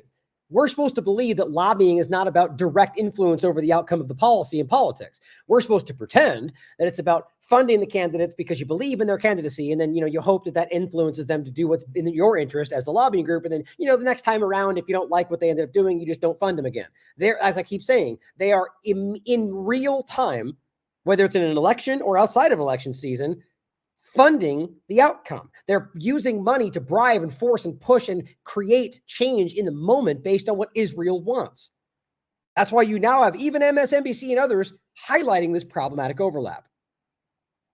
AIPAC Political Action Committee, AIPAC-PAC, filed something called a Statement of Organization with the FEC just in time for the 2022 election cycle, where it spent $50 million, including both direct contributions to candidates and outside spending like TV advertisements. According to AIPAC, it donated money to 365 candidates from both parties, including every single member of both Democratic and Republican leadership in Congress. Okay, so we're supposed to pretend that this group is funding both sides, every leader from both sides, even though they just got done calling all the Republicans anti-Semitic for the trucker convoy or for the conversation of COVID. It's obvious that they are funding everybody because they're influencing everything as best they can. How is that not the most obvious thing in the world? Every single leader from both sides of the aisle. I mean, this is a huge problem that is only just now beginning to catch the eye of average people. This is co-opted, guys. That's a big deal.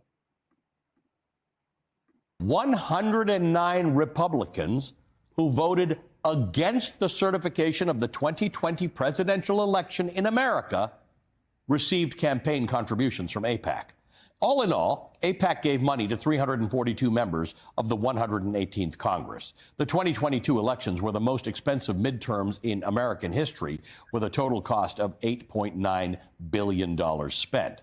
Now, last year, AIPAC ranked 15th in total expenditure by a political action committee, according to data collected by Open Secrets. But so I think, what do you say, 335? So there's 435 in that 118th Congress. So just do the math.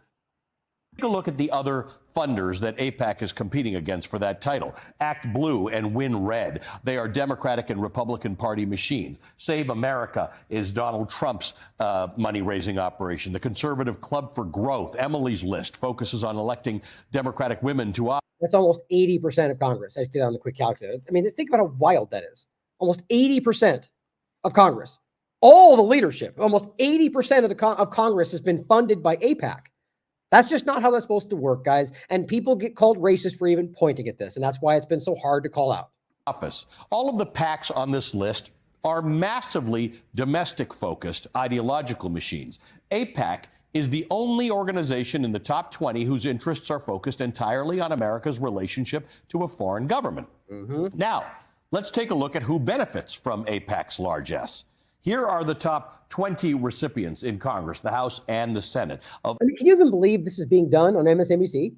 This is just mind-blowing to me. What a paradigm shift. What, or rather, Overton window has been shattered, right? This is completely changing the conversation. This used to be so off limits and taboo. It still is to some people, but my God, I think this is important. And again, I'm not saying I trust MSNBC. I think a lot of people have just simply recognized that this is out of the bag. So they can take the attack from Israel and gain a lot of support from average people. Like that, it's opportunism. It's recognizing the writing on the wall. AIPAC money in the 2022 midterm cycle, according to Open Secrets. They're members of both parties. They come from every corner of the country with varying levels of experience in Congress. The Democrat Glenn Ivey of Maryland tops the list. He beat out fellow Democrat Donna Edwards in Maryland's House primary after AIPAC poured millions into pro-Ivey advertisements and mailers.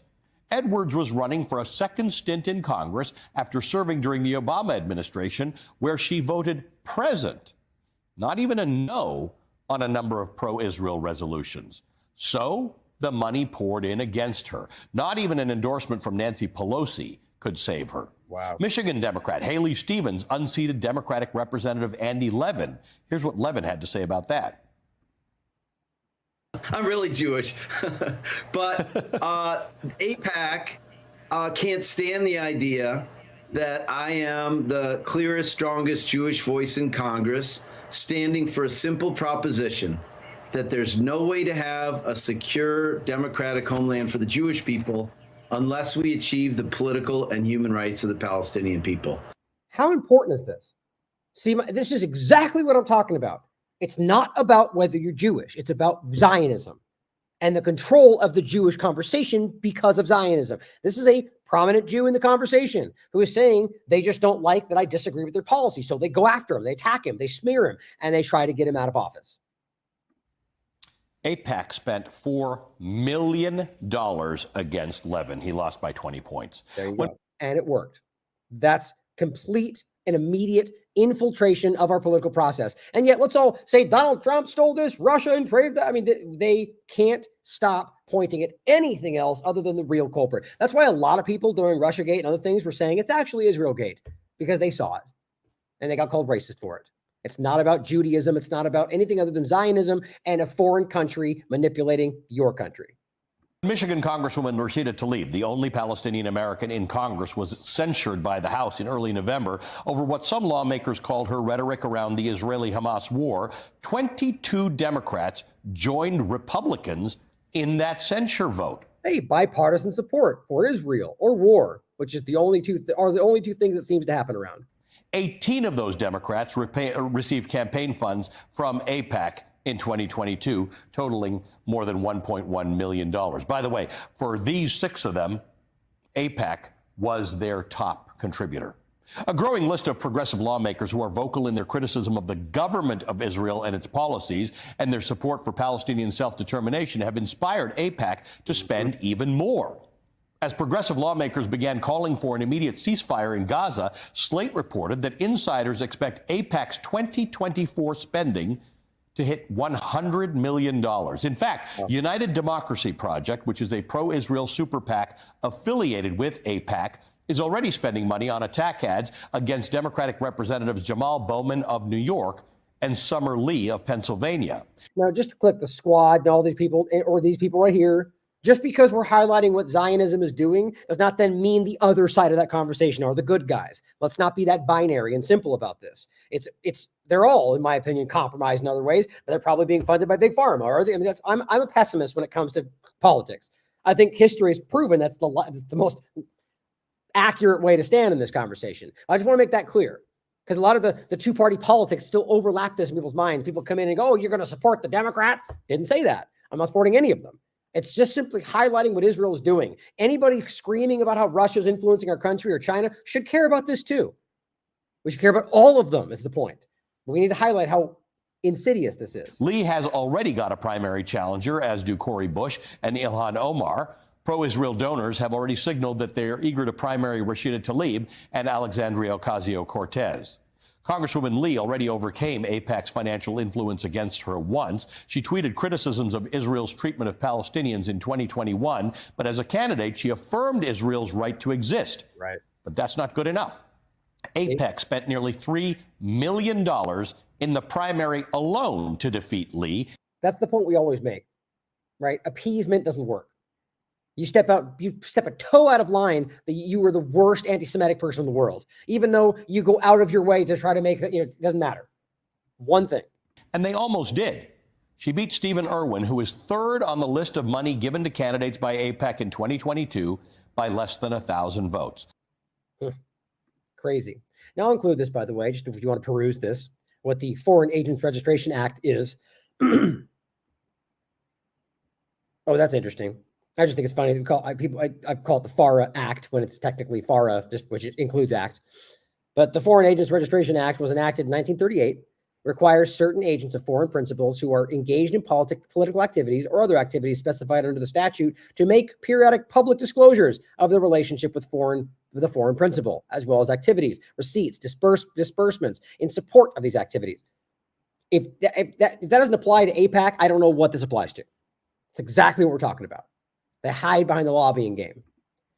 Now, lastly, a couple points is NAACP. This was the 6th of June. Urges Biden to end arms transfers to Israel amid Gaza war. I find that interesting. Prominent black civil rights group is calling on president to draw a red line. You know, it just shows you they've lost everything. Their core demographic across the board, they've lost everything to support this because NAACP recognizes, I think, I would argue, that what Israel's doing is racist. They're bigoted. Their very beliefs are Zionism is rooted in bigotry. Not every Jew or every Israeli, there's plenty that disagree with what they're doing. But I think that's interesting and clear. Here's what Chris Hedges had to say. I find this important. His opinion, the deaths are significantly undercounted. They could be as high as 200,000 under the rubble. Oh, I thought I was going to include it, but let me see if I had it. It's 10-second clip. Oh, here it is. The death count in Gaza is being undercounted. Oh, certainly. I mean, Ralph Nader, I was speaking to him the other day. He thinks it's 200,000. It wouldn't surprise me if it's that high. It's not even close to what is it now? I have a lot of Palestinian friends, and all of them have many, many relatives, family, friends in Gaza who are missing, who they haven't had contact with for weeks. And of course, they're under the rubble. Oh, that's what that is. Sorry about that. I thought that was here. A lot of Palestinian friends. You get the point. Sorry, someone was playing in the background. I thought it was the video. In any case, all he's saying is that the rubble, the same points we're making, it's pretty obvious that this is way higher than we think. Sadly, that's what time is going to show us. Now, I'm going to leave you today with that clip that I played earlier, just to make sure you see this, because I do think this is very impactful. And as I said, and I shared this from a beer, which of course doesn't show it right there. It probably will if I refresh it. Gotta love Twitter these days. Yep, there it is. A beer. Oh, there. Now it's gone. Yes, they don't like her, right? Sharing Palestinian truths. The Gaza death toll visualized. This is shocking and impactful, and it will reach people, guys. Put this out there. Share it with everybody. 13.5 football fields of mostly women and children killed by occupation forces. Now imagine it showed the death toll of all 75 years. Think about that. So I'll leave you with that. I'll play this clip on the way out. Thank you for tuning in today. Thank you for your compassion, your concern for human life, for humanity, for the things that we cherish, the things that your governments pretend they cherish. You know, we're really truly fighting a war against anti-human activities, right? And I don't just mean like the COVID overlap. I mean like just deliberate destruction of society. And not just that, like this degradation of what we are as a society, not just the US or anywhere else, but like normalizing the worst of human society. Not even just normalizing it, the point we keep making, praising it, saying this is how we should be. Anybody else is weak and censor and, you know, and just the things they try to fold into the two-party illusion. The truth is it takes strength to stand against these things, especially as people in the paradigms are screaming that you're not part of the club anymore. Find strength. You know, the true strength is having the courage to stand alone, especially when it's hard, especially when it's uncomfortable, because you know that it's right.